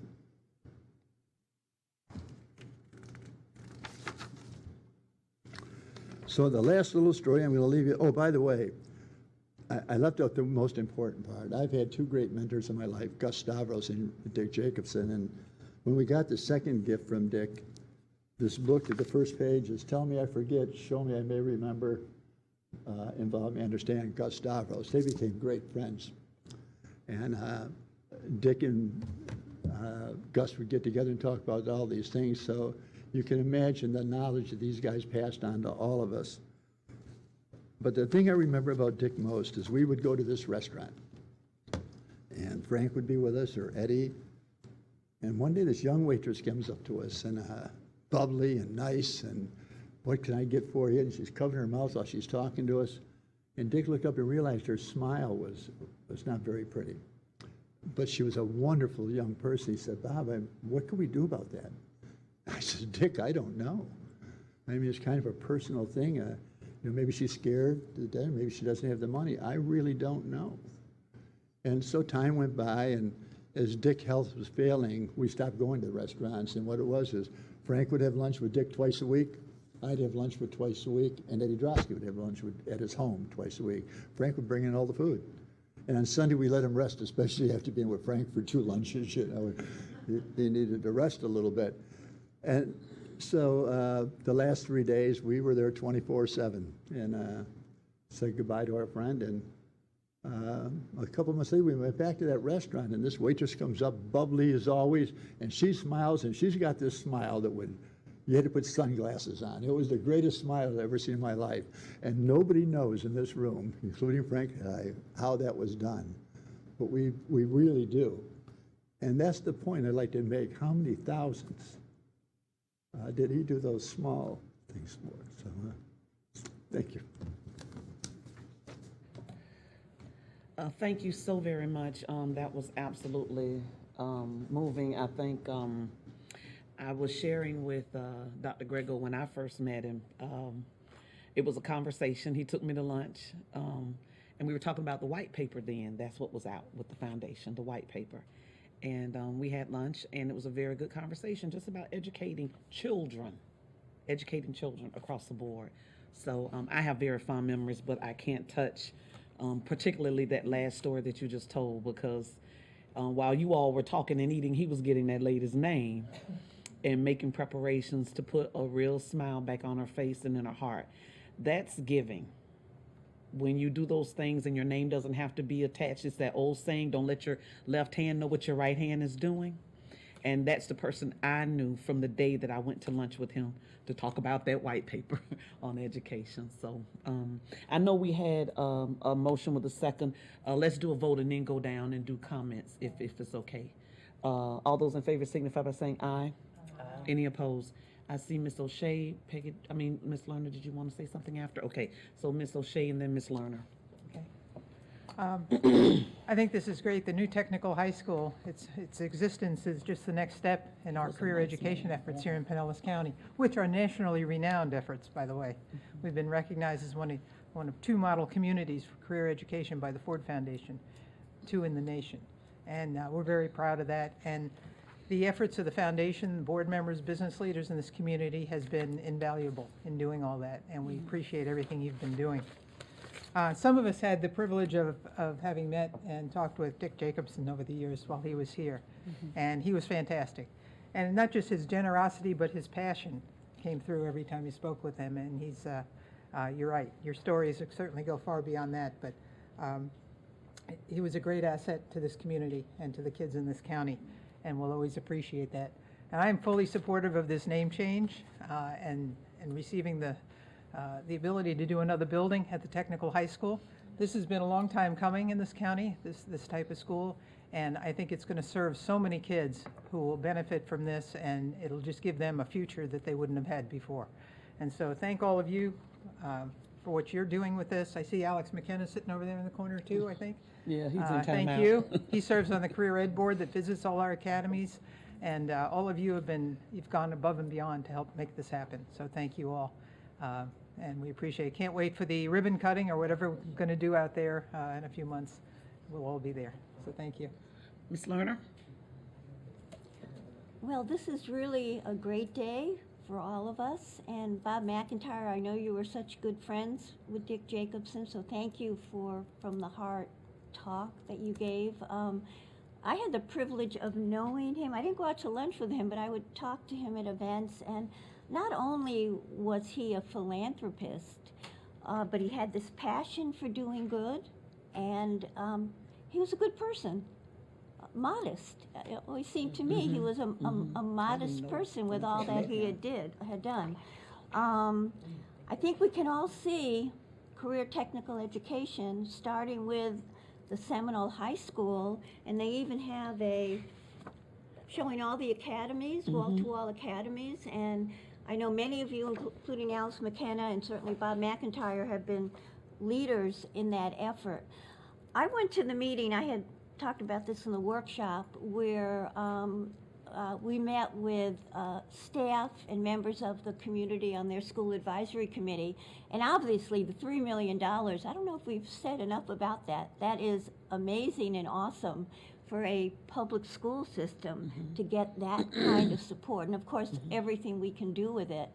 But the name, and Marty Giancola, I think you'll remember, the staff and community members said, wonderful, because the name now was getting confused with Pinellas Technical College, and so that this is a wonderful addition, and all the shirts and hats and whatever they have is Tech High. So maybe that part is kind of the least of all of this, but there was such enthusiasm just about the name. So thank you. We have come a very long way. Back when I got on the board in 1990, and Bob, I think you've been there the whole time, right? You're not as old as I am, but you've been there. And where you weren't supposed to talk about, I don't know, because it was vocational. There was kind of that current. You're not supposed to mention vocational. We've come a long way, and the people sitting here have been a big part of it. So this is a great day. Thank you. And thank you to the new chair of the board for the Education Foundation. Right. Thank you to Stacy Carlson and Miss Marty. This time, be hydrated, okay? Make sure you're good to go. But thank you all so very much, because Pinellas County Schools couldn't do what it does without partnering. I'm sorry, Mr. He got a job to the podium. Because, I got a little nervous talking about Dick, but I forgot to mention one thing. And, when we went up there, it was just Frank, Eddie, and I, so they thought. But we got up there, and Frank sees Dr. Grego, and then he sees Stacy Carlson Bayer, and then he sees on the phone Marty Giancola, who's enthusiastic over the phone. And Frank said, "What's this? You brought a whole team." I said, "Frank, do you ever watch a Clint Eastwood movie when he says he knows his limitations?" I said, "I know my limitations." I was loaded for bear, and I got to tell you, the proposal we made to the Jacobson group, matter of fact, they asked Dr. Grego something about butchering bulls. I had no idea what they were talking about, but he answered the question. And I don't know how he figured out that answer. But I want to thank Marty especially. She was on the phone, and her enthusiasm came over, and Alex and I enjoy working with Marty so much. But and Stacy, they'd met once before for the first time we went up there for the first grant. But I left that out of my presentation. But this was a great team effort, not only by Ed Drosky, Frank Shevis, and myself, but by the team from the foundation and the Pinellas County Schools. They say if you say something often enough, people believe it, but we don't have to say it often enough. The relationship we have had all these years has been a wonderful relationship, and that's why I think this technical high school will be the next Enterprise Village. It'll be the next Finance Park. It'll be something replicated all over the country. And as long as Marty will stay there and put up with us, we're going to do great. Thank you. Thank you. Thank you again. We've had our motion, we've had our second, we voted on the option. And again, thank you all so very much, and thank you for presenting on today. And we look forward to bigger and better things throughout the district. Clint Herbig, get ready for transportation concerns, because students are going to want to go up to that school. So thank you all so very much. We appreciate you. Couldn't do it without you. All right, moving on to new business items introduced by the superintendent. Yes, Madam Chair, I'll have a few items I'd like to bring to your attention. This is a very busy time of the school year. Tomorrow, in fact, is statewide Dads Take Your Child to School Day.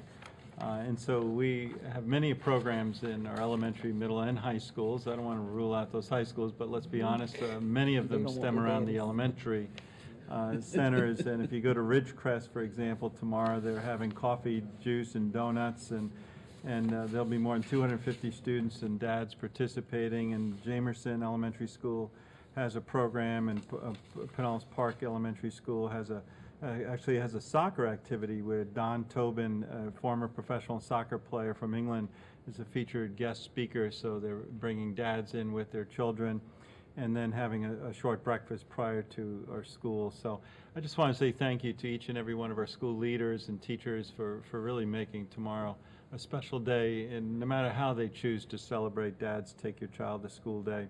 Also, in this building, we will be having our regular annual open house with, I'm saying thanks Sue Castleman, because this is our arts exhibition reception, and as you well know, there's about 1,400 works of student art, and this is tomorrow from 5 to 7 p.m. Parents and students come, take pictures, and so it's a real joyous time. If you're in this area, I certainly encourage you to stop by. I want to remind the board and the public that our rollout for Sandy Hook Promise has gone exceedingly well. We have started our training with the Start With Hello Week. You see it on a lot of marquees in our school district as you pass by. And so we're doing our training, and we had our official kickoff at Frontier where we invited the press. That was yesterday, where we had a training with the media, and just so that we can announce to the general public what we mean by Start With Hello. Also, next week, October 1st, we have our annual Pinellas College and Career Fair. It's a huge affair. I know many of your school board members, you've attended this. This is at Countryside High School. There'll be over 150 exhibitors, and universities, colleges throughout the country will be attending. Arrive early. There's typically the attendance about 1,700 people, so it is a well-attended event. Likewise, also, we have a special college, career, and life fair for our students with disabilities on October 10th. I certainly encourage the board members, if you're able to, and this is also in that mall area of both those schools are constructed that way, but this is at Pinellas Park High School, October 10th from 6 to 7:30 p.m., where we also have colleges and technical schools and many others, job opportunities for our students. I left at your seat area the 16 Pinellas County schools recognized by America's Healthiest Schools. It's a card. We have 16 of the 22 schools statewide, which is such a joy, and I want to recognize, I think I see, yes, I do, Ashley Grimes, our pre-K through 12 physical education health specialist, and her team for really pushing the process of and the application. But it's more than the application. It's about the nutrition standards. It's about offering daily breakfast every day. It's about the wellness policies that this board promotes. It's about the 60 minutes as a minimum of physical activity per day. We have far greater amounts than that. And so you'll see there at the gold level, Belcher, Skycrest, Forest Lakes, and Sexton Elementary School, the silver level, Safety Harbor, Starkey, Sanderland IB, Lynch, Northwest, and Tyrone Middle School. You see at the bronze level, Bel Air, High Point, Southern Oak, Madeira Beach, Richard Sanders, and Skyview Elementary Schools. And so kudos to them, congratulations, and truly thank you for what you do, Ashley, in terms of your leadership. That's quite a record of 16 of the 22 schools recognized in the state. Also want to just shout out and say thank you to Lynn Johnson, who's the publisher and general manager of the Weekly Challenger. They've invited us, and I think DeMorris has been the key person with this. And each and every publication now, Pinellas County Schools has a place in here that we can write what's happening with our schools and a message that we want to provide. And the first one here is attending school regularly has a direct link to graduation and student success. So September was attendance awareness and promotion of attendance, and he's done a fine job with this. And I just want to thank the Weekly Challenger for allowing us as a school district to have such a presence each and every publication. Also placed at your desk area, I thought the Florida School Finance Council did an amazing job of communicating their budget priorities on a single page. Mrs. Lerner was front and back though, but on a single page. two priorities. One, increased teacher salaries, which I know this board and certainly I fully support. And then the other is adequately fund the safety measures. And you see some of the justifications that they have on this in each of these priority areas. So I wanted to provide this to the board to review, and perhaps even to, we may look at altering some of the last parts of our draft to bring some of these statistics onto that chart on the back that I know we'll be discussing before it's finalized. Again, my final comment, thank you so much for your support of the Richard O. Jacobson Technical High School at Seminole. It's a great day for our district and to recognize not only his giving nature, but also where we're at as a school district and where we're at with career and technical education, that folks, individuals, foundations care to invest in us. I appreciate very much your support, not only in that endeavor, but also all of the work we do, whether it's in career technical education or educating our students with disabilities. As I know you've gone through a number of proclamations today, but each and every one of them is important, because behind those there's really hardworking people that support our students. Thank you, Madam Chair. Any items introduced by the school board attorney? No items today, thank you, ma'am. Items introduced by the board, Ms. Lentino? Certainly has been a busy week for me, and I've been engaging with the community on so many levels, and I'd like to read you my report. I visited Osceola Fundamental High School and had a great overview of the school with Principal Bonet, and he actually gave me the school's football schedule, and I guess he was encouraging me to get out there and, give a few cheers for the football team. But I also met the band director, Mr. Don Edwards, and I sat in and listened to him rehearse the band, and he would not let that F sharp, flat, whatever note that he was calling out for the students to play, because he repeated it over and over and over again to make sure that those students got that exact note the way he heard it, and it was very impressive. He didn't give up one little bit. I also attended the Pinellas County Sheriff's Office, who sponsored a community services fair. There were over 50 services that were offering materials for the community. There were many things that were given out. They had coloring books, My Family is Moving, Old Friends and New Friends for children, drug prevention and coloring activity. And they also had very informative pre-K learning child development books for the 4s, the 3s, the 2s, and the 1s. I go down to the Happy Workers Art Club program every Friday for 1 hour a week. And if I can bring some of these building skills to those children in those classrooms there that I stay with for 1 hour a week on every Friday, it would be certainly a real boost for the children in those areas to be ready and much prepared when they get to kindergarten next year. So I was very pleased with being able to have a reach out for that opportunity. I also attended the adult education faculty meeting with Principal Joyer. I was asked to investigate a field trip. One of the teachers, as I was sitting there, Principal Joyer said, "Well, you've got a school board member sitting here. Do you have anything you want to ask her?" And one of our educated teachers that was in the meeting. She reached out and she said, "We need to have a culturally inspiring field trip for the students that are learning English to bridge that gap.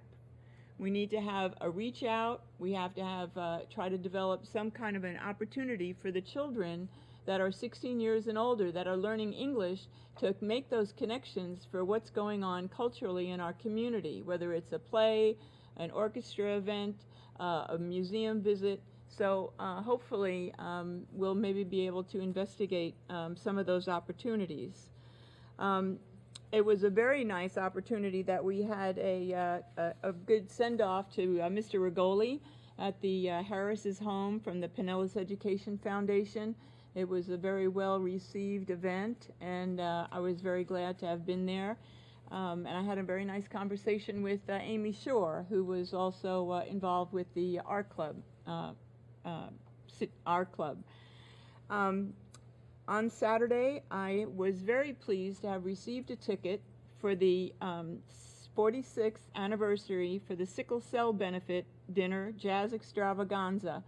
It was at the St. Petersburg Golf Course and it was a lovely presentation. The band was Hefner and Hefner, great singers. We had good entertainment, and I was very grateful that they asked me to give greetings for the organization.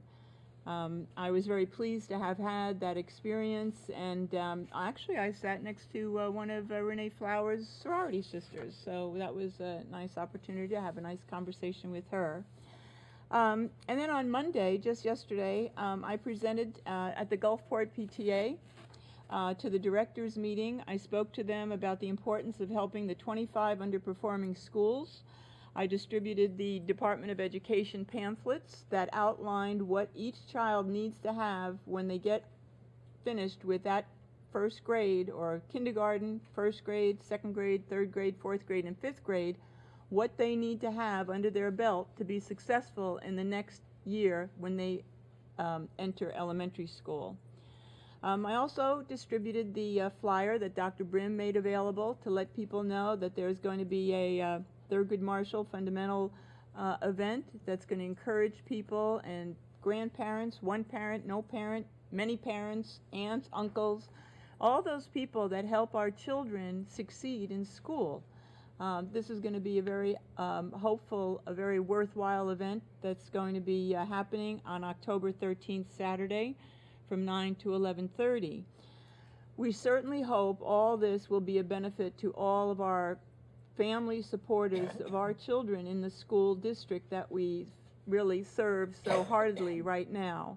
And we are certainly anxious to see how that will translate in showing improvement of reading scores, writing scores, and math scores in our elementary schools and even in our middle schools. So that actually finishes my report.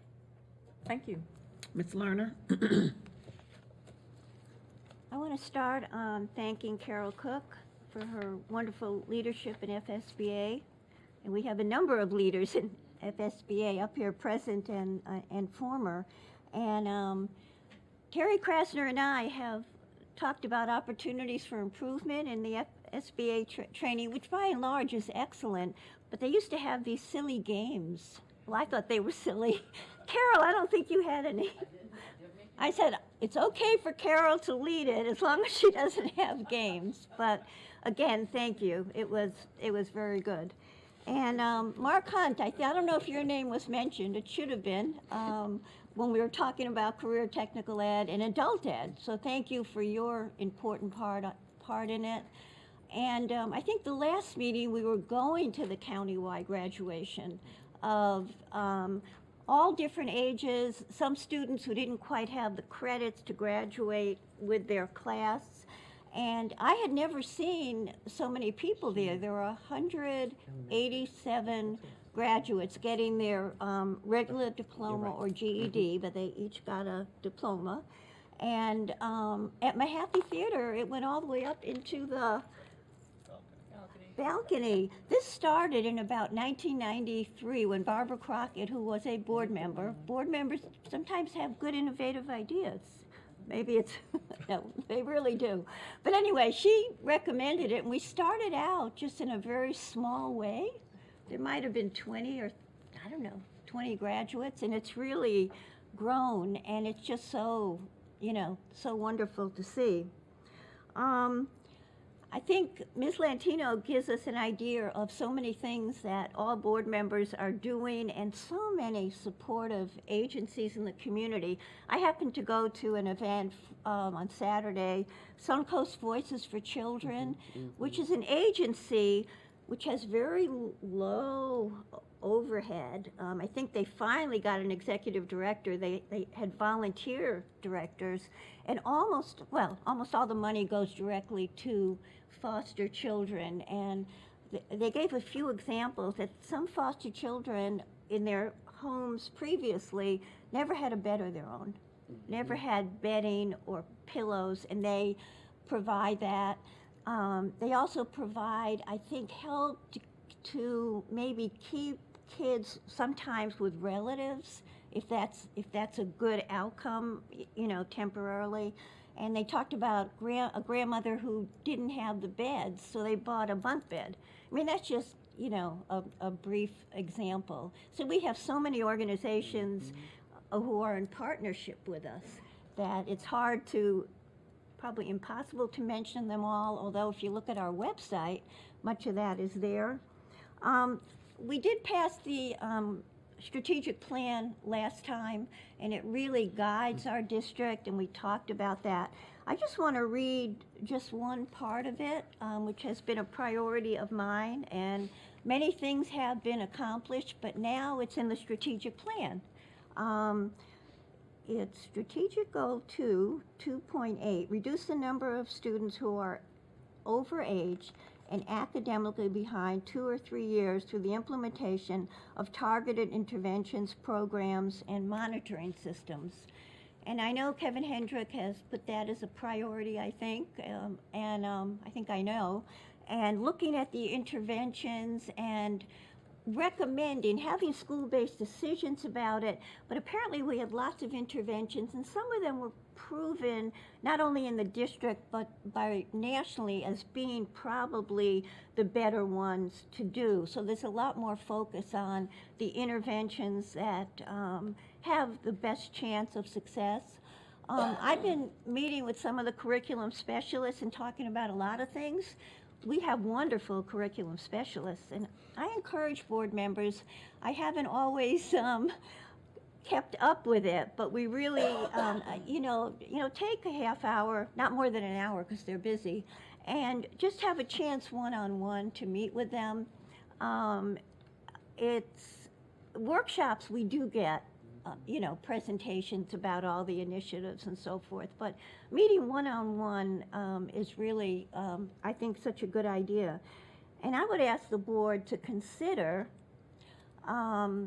maybe having a workshop. There's only one more workshop, and then I won't be part of the workshop, but I can always come and observe to have some of the curriculum specialists come and talk about a number of things, but especially helping our overage students who are academically behind 2 or 3 years. Many are ESE, ESOL, but some are regular ed, and I think we have done many good things in the past, but now I think it's more targeted and focused, so we can talk about doing that. Whether I'm on the board or not, I will come and observe. So thank you. Thank you. Ms. Cook? As we're going through all of this with our master board, there are a couple of people that we also need to thank. We had Jennifer Dahl and Shanna Rafalski that helped us with the book study, Jamie Vollmer's book, and we want to thank you as well. We did an excellent job, and we really enjoyed that and appreciated it. So while we're mentioning everybody, we want to make sure we acknowledge that too. At our last meeting, we as a board took a position to talk about the Guardian money and ask that it be sent back. The Florida Association of District School Superintendents, FADS, also, when they had their meeting, took a position on it.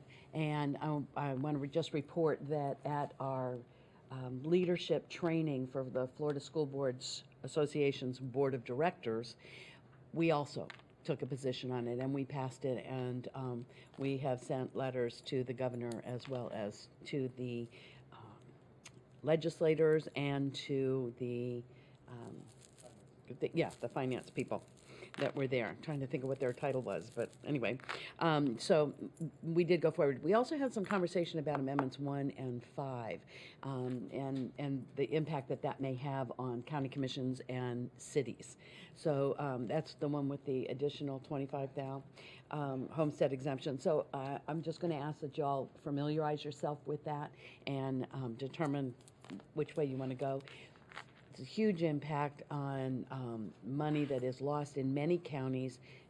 There'll be homes that there will be no state tax paid at all because they're properties that's, you have the first 25 is an exemption, then the next 25 you pay, and then the next 2 you would not. So, you know, it's critical for some of our counties and our cities, which also indirectly or funnels down, not indirectly, but funnels down to, it could affect us as a school board as well. We meet on October 18th, I think it is, with Students' Rights and Responsibilities. And I had the opportunity to meet with them this past week. Y'all better brush up on stuff. They are sharp. You saw a couple of them here today, but they ask wonderful questions. They're very, very interested. The energy that they bring is unbelievable.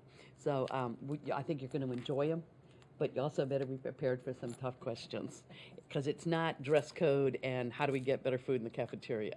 These are tougher questions. For example, we put policy in place, you have laws in place, and you do things like the student code of conduct. But is there any oversight to make sure that schools are following those rules and policies? And that's the level of question that they're at. And if so, who? You know. So we had that kind of conversation. So they're sharp. And I'm looking forward to meeting with them as an entire group, and I think y'all are going to just love it. So anyway, I think those are the biggies right now. Yep, those are the biggies. I do want to thank all of you for kind of covering for me sometimes as I have been doing these trainings across the state. There have been times when I've wanted to attend something and haven't been in town to be able to do so, and y'all have, kind of picked up, and I appreciate that. Thank you very much. That's what we're here for. Ms. Long. Yes, Saturday I had the opportunity to see firsthand Bella of the Ball. And what a wonderful program. You talk about building young ladies' self-esteem. It was amazing to watch girls that possibly might not have an opportunity. My daughter was volunteering. She was a personal shopper. And to watch those young faces light up and feel special was an incredible thing to see. I know he will be, the director will be coming to, I think, our November meeting, but it is just such an opportunity for so many young ladies in this district that might not ever have the opportunity. And that's a wonderful step for helping their self-esteem and their mental health. Okay. Thank you so very much. I just have a couple of things. The first is I'll be attending the Greater Florida Consortium of School Boards. Normally Peggy and or Carol would attend, but I will be attending on our behalf. That's October 5th. Excuse me. October 3rd through the 5th, I'm sorry. So I'll make sure that I bring back all the information related to the dialogue and discussion. We'll all be working to set the legislative platform and then the general board meeting. So I'll make sure I get that information back. And if you have anything that you guys want me to share, please get that to me so that I can provide that information. I had a chance to visit with Principal Darren Hammonds at Pinellas Secondary. There are a number of teachers over there who have kind of moved over there, and it was just really good to see some of the programs that are in place and just see some of the things that they're trying to do to establish a regimen that the students become accustomed with so that they are successful, those that are transitioning back to their schools, that they're able to do so, and some desire to remain there because of the smaller classroom sizes. So I'm really excited about that. I was really excited about that visit.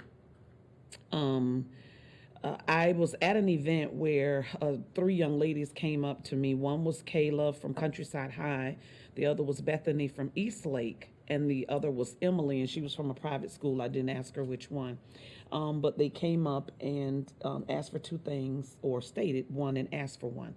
The first was, thank you to the school board for not supporting arming teachers. So I'm sharing that thank you.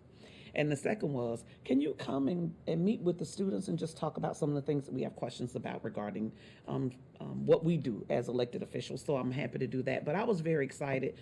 These young ladies were at an event talking about persons being civically engaged and becoming registered voters.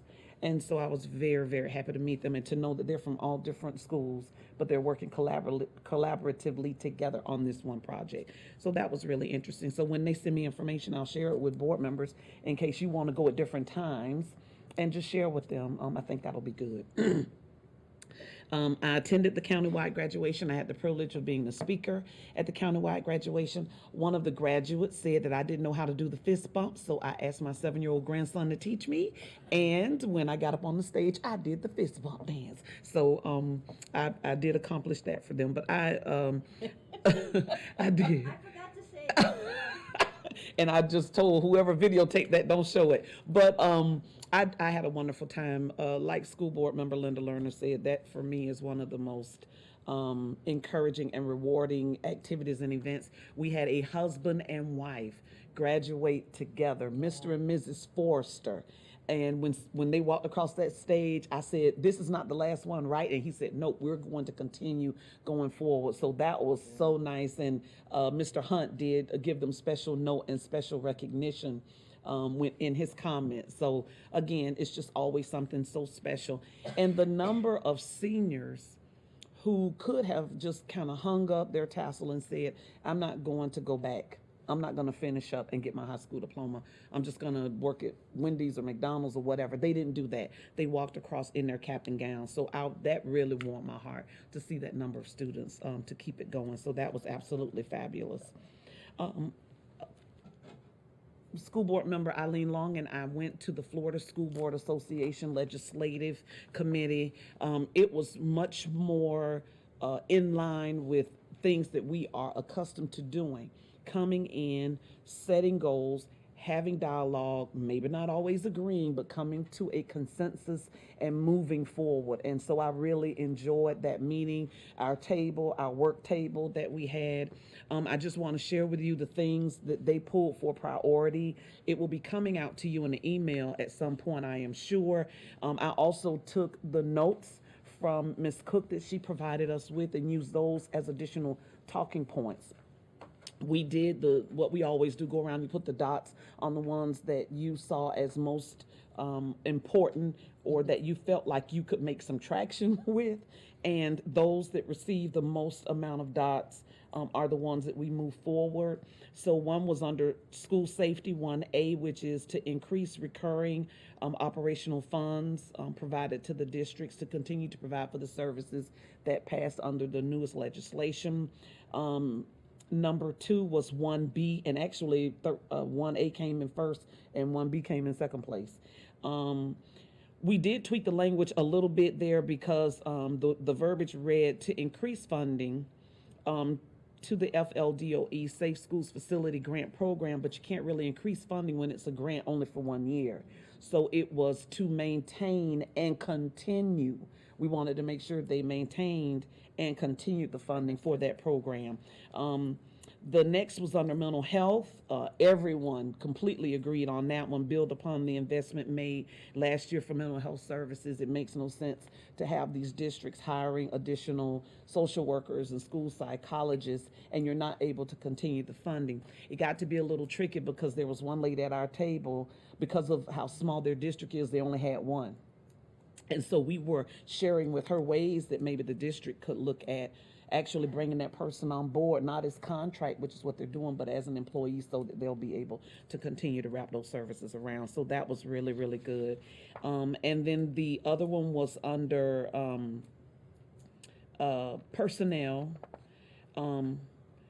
Authorize school districts to reemploy without FRS pension penalty, because they have to have been out for a year once they retire. And so this was asking that they be allowed to come back after 1 month of retirement because if you're saying there's a teacher shortage or other staff shortage, but to be able to have these persons come back and work, that may help with some of the districts on that one.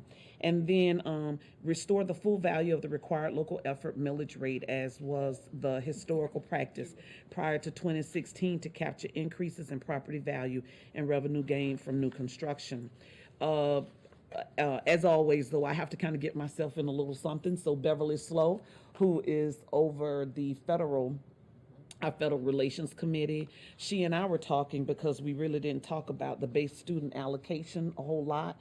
And so we put forth and proposed a new platform item, which is to increase the base student allocation by 3%, or someone put in $120, or whichever is greater, because some of the districts are smaller districts. And so, being the agitators that we are, it passed unanimously after we went back and forth with a little dialogue. So I'm excited about that, because as Dr. Grego said, that lines up also with what the Florida School Finance Council have with theirs as it relates to the base student allocation.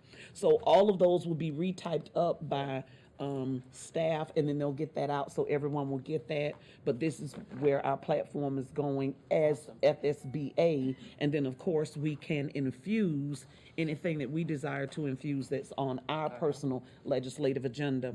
The proposed federal platform was also presented.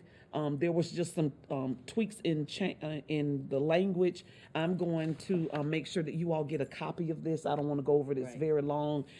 It was comprehensive. Normally it's short, but it was very comprehensive due to a lot of the things that's going on under Betsy DeVoe's office. And so some of those things had to be looked at. So thank you very much for Carol for providing us with the information. And again, thank you, Ms. Long. She jumped right in and she was absolutely wonderful. You are so welcome. The only other thing that I want to mention is just sometimes when we are giving information out to the community, it is so important for us to be as accurate as possible, because if we don't give them the full story, then sometimes the wrong information gets out. Parents may call, or persons may think that information they're getting from the district is maybe not transparent because they're hearing another story. So when we're talking about the schools that we're providing additional support to, schools like Melrose, who went from an F to a C and maintained that C and was, I think, like 1 point away from a B. The reason we are leaving that school, as well as Azalea, on the list for additional supports is because we don't want them to revert back so quickly. When you snatch things away so quickly, then you begin to see a decrease in the forward movement that you've made. And teachers were saying, don't pull the supports away. The community was saying, don't pull those supports away.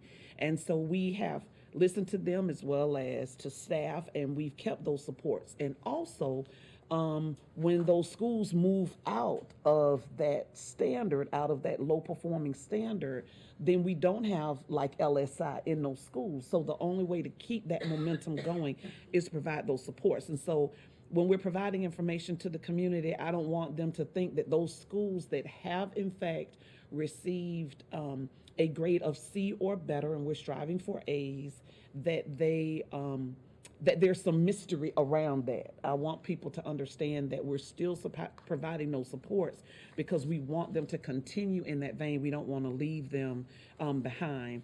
And as always, when persons are interested in volunteering, we never turn down a volunteer from helping us at all. It's been my pleasure to serve on the R Club Board of Directors. The facility rehabilitation is almost complete. The church part will be completed. We'll have like a little ribbon cutting to actually allow you in. That will be a place where persons in the community can have meetings and community meetings and things of that nature that they can't afford to pay for space, so they can have it there. We'll be doing we finally got the permits and things released so we can do the awnings on the actual small classroom building structure. We have the new playground equipment out there, all of the safety issues and concerns that were prior to us taking that project over. We've gotten those things handled. Ms. Bridget is absolutely wonderful. She was the director over our club when it was on 28th Street, that particular component. My grandson went there, and she's doing a magnificent job here. And so thank you all for allowing me to continue to serve on the R Club board, because it's just really doing some phenomenal things, as well as others. But I just brought that up because of the soon-to-come invitation related to the ribbon cutting there. So those are all the things that I have. My last piece is just for students. There was a number of homecoming dances Friday night. I got a few calls about students, not a few, I got quite a few, of students just driving erratically, speeding up and down 18th Avenue. A young man did get in an accident. It was pretty serious. He's having to go to a spinal specialist. Thank God he didn't lose his life, but it was a very serious accident. So for any parents that are listening, for any students that may just be channel surfing or what have you, I'm just asking you to please be careful. We want you to have a good time at homecoming. We want you to have a wonderful time at your dance, but you need to be safe, and you need to not mix alcohol with dangerous driving, because they do not mix. And when it's you versus a tree, the tree will win. If it's you versus a pole, the pole's going to win. So I'm just asking you all to please, please, please just be careful. We have some wonderful homecoming queens and things. We have other homecoming events coming up that are fabulous. So I just want everybody to be safe. We don't want any other further accidents and things of that nature. So that is all for me. And I don't see any other lights as it relates to any additional things that we need to bring forward. I will not forget you today. I will not forget you today. Any review of board requests for our very own Mr. Yes, Madam Chair, I wrote down one thought that we will bring back for you to consider as a potential future workshop topic, the idea of having our curriculum specialists give content presentations. Thank you. Yes, that would be absolutely fabulous. I appreciate that. Okay, so I am going to go ahead and adjourn the meeting. We will have any additional speakers from the audience. If Ms. Ann Simonetti has any names following, that will be the school board meeting evaluation. Board members and Dr. Grego, we have two speakers this morning under general public comments. They are Lenora Faulkner and Mark Clutho.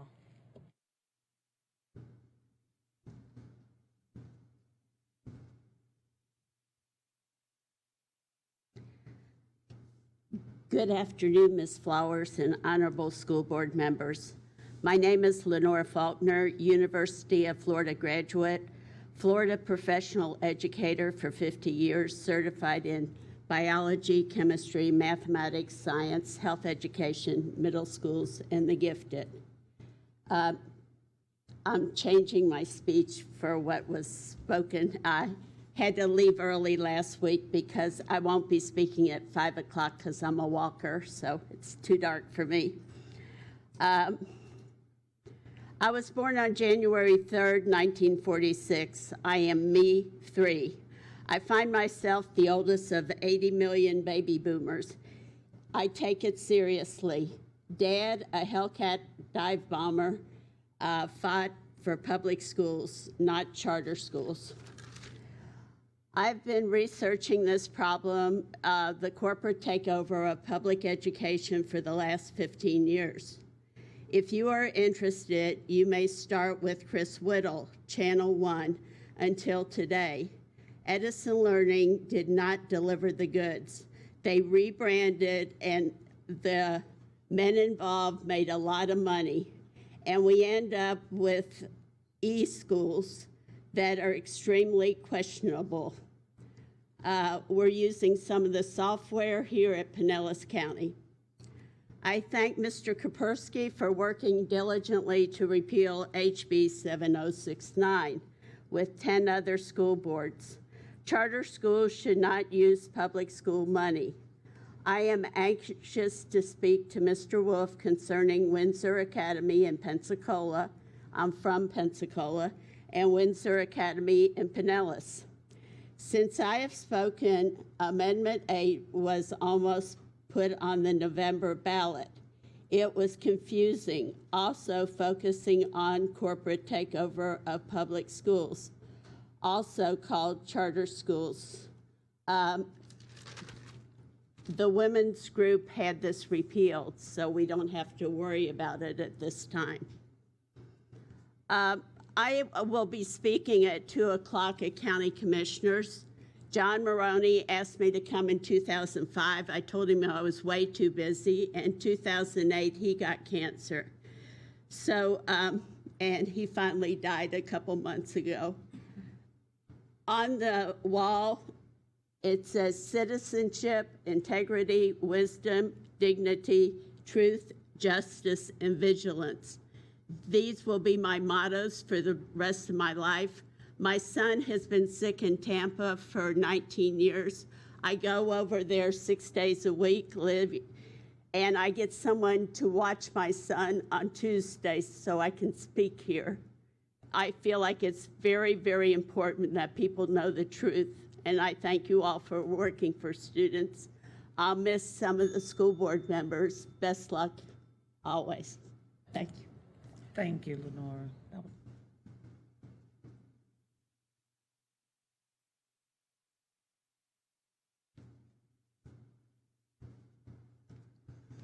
Mark Lutho, Largo. So you're going to build another stupid building, not a high-performance passive solar design. I hear, can't wait for that groundbreaking or ribbon cutting, whatever it is. Be awesome. You know, there's a saying, simple minds easily amused. And what did I hear from the chair? Concerns was. That's plural. Concerns were. So then get this big diatribe from the guy from the Education Foundation. And what does he say? There was 3 of us. Education Foundation, what a joke. But I can see how you can get along.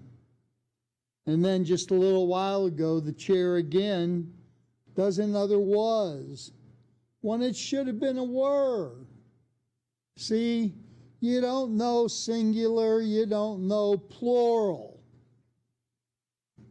And this use of the word awesome, I'm going to have to bring my unabridged back in here again and read that definition of awesome.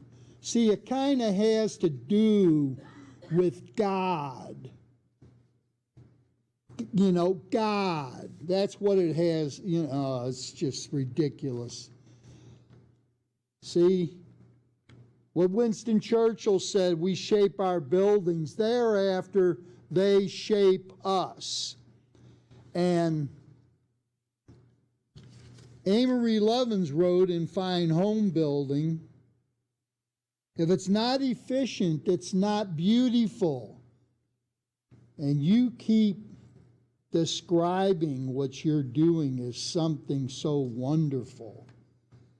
And then what's happening? From Scientific American, the Arctic meltdown, record heat, vanishing ice, the thawing Arctic is already changing weather worldwide.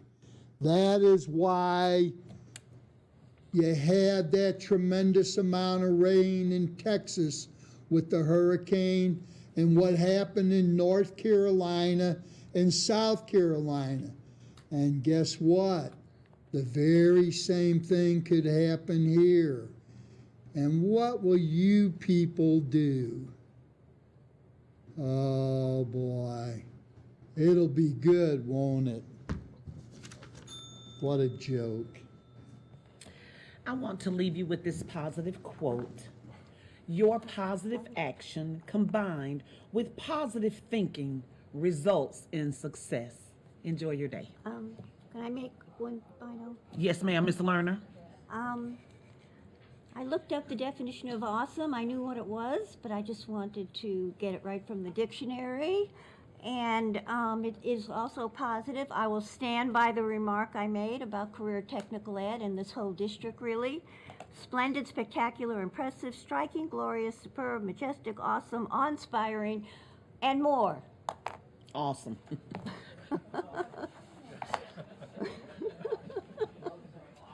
I mean, you know.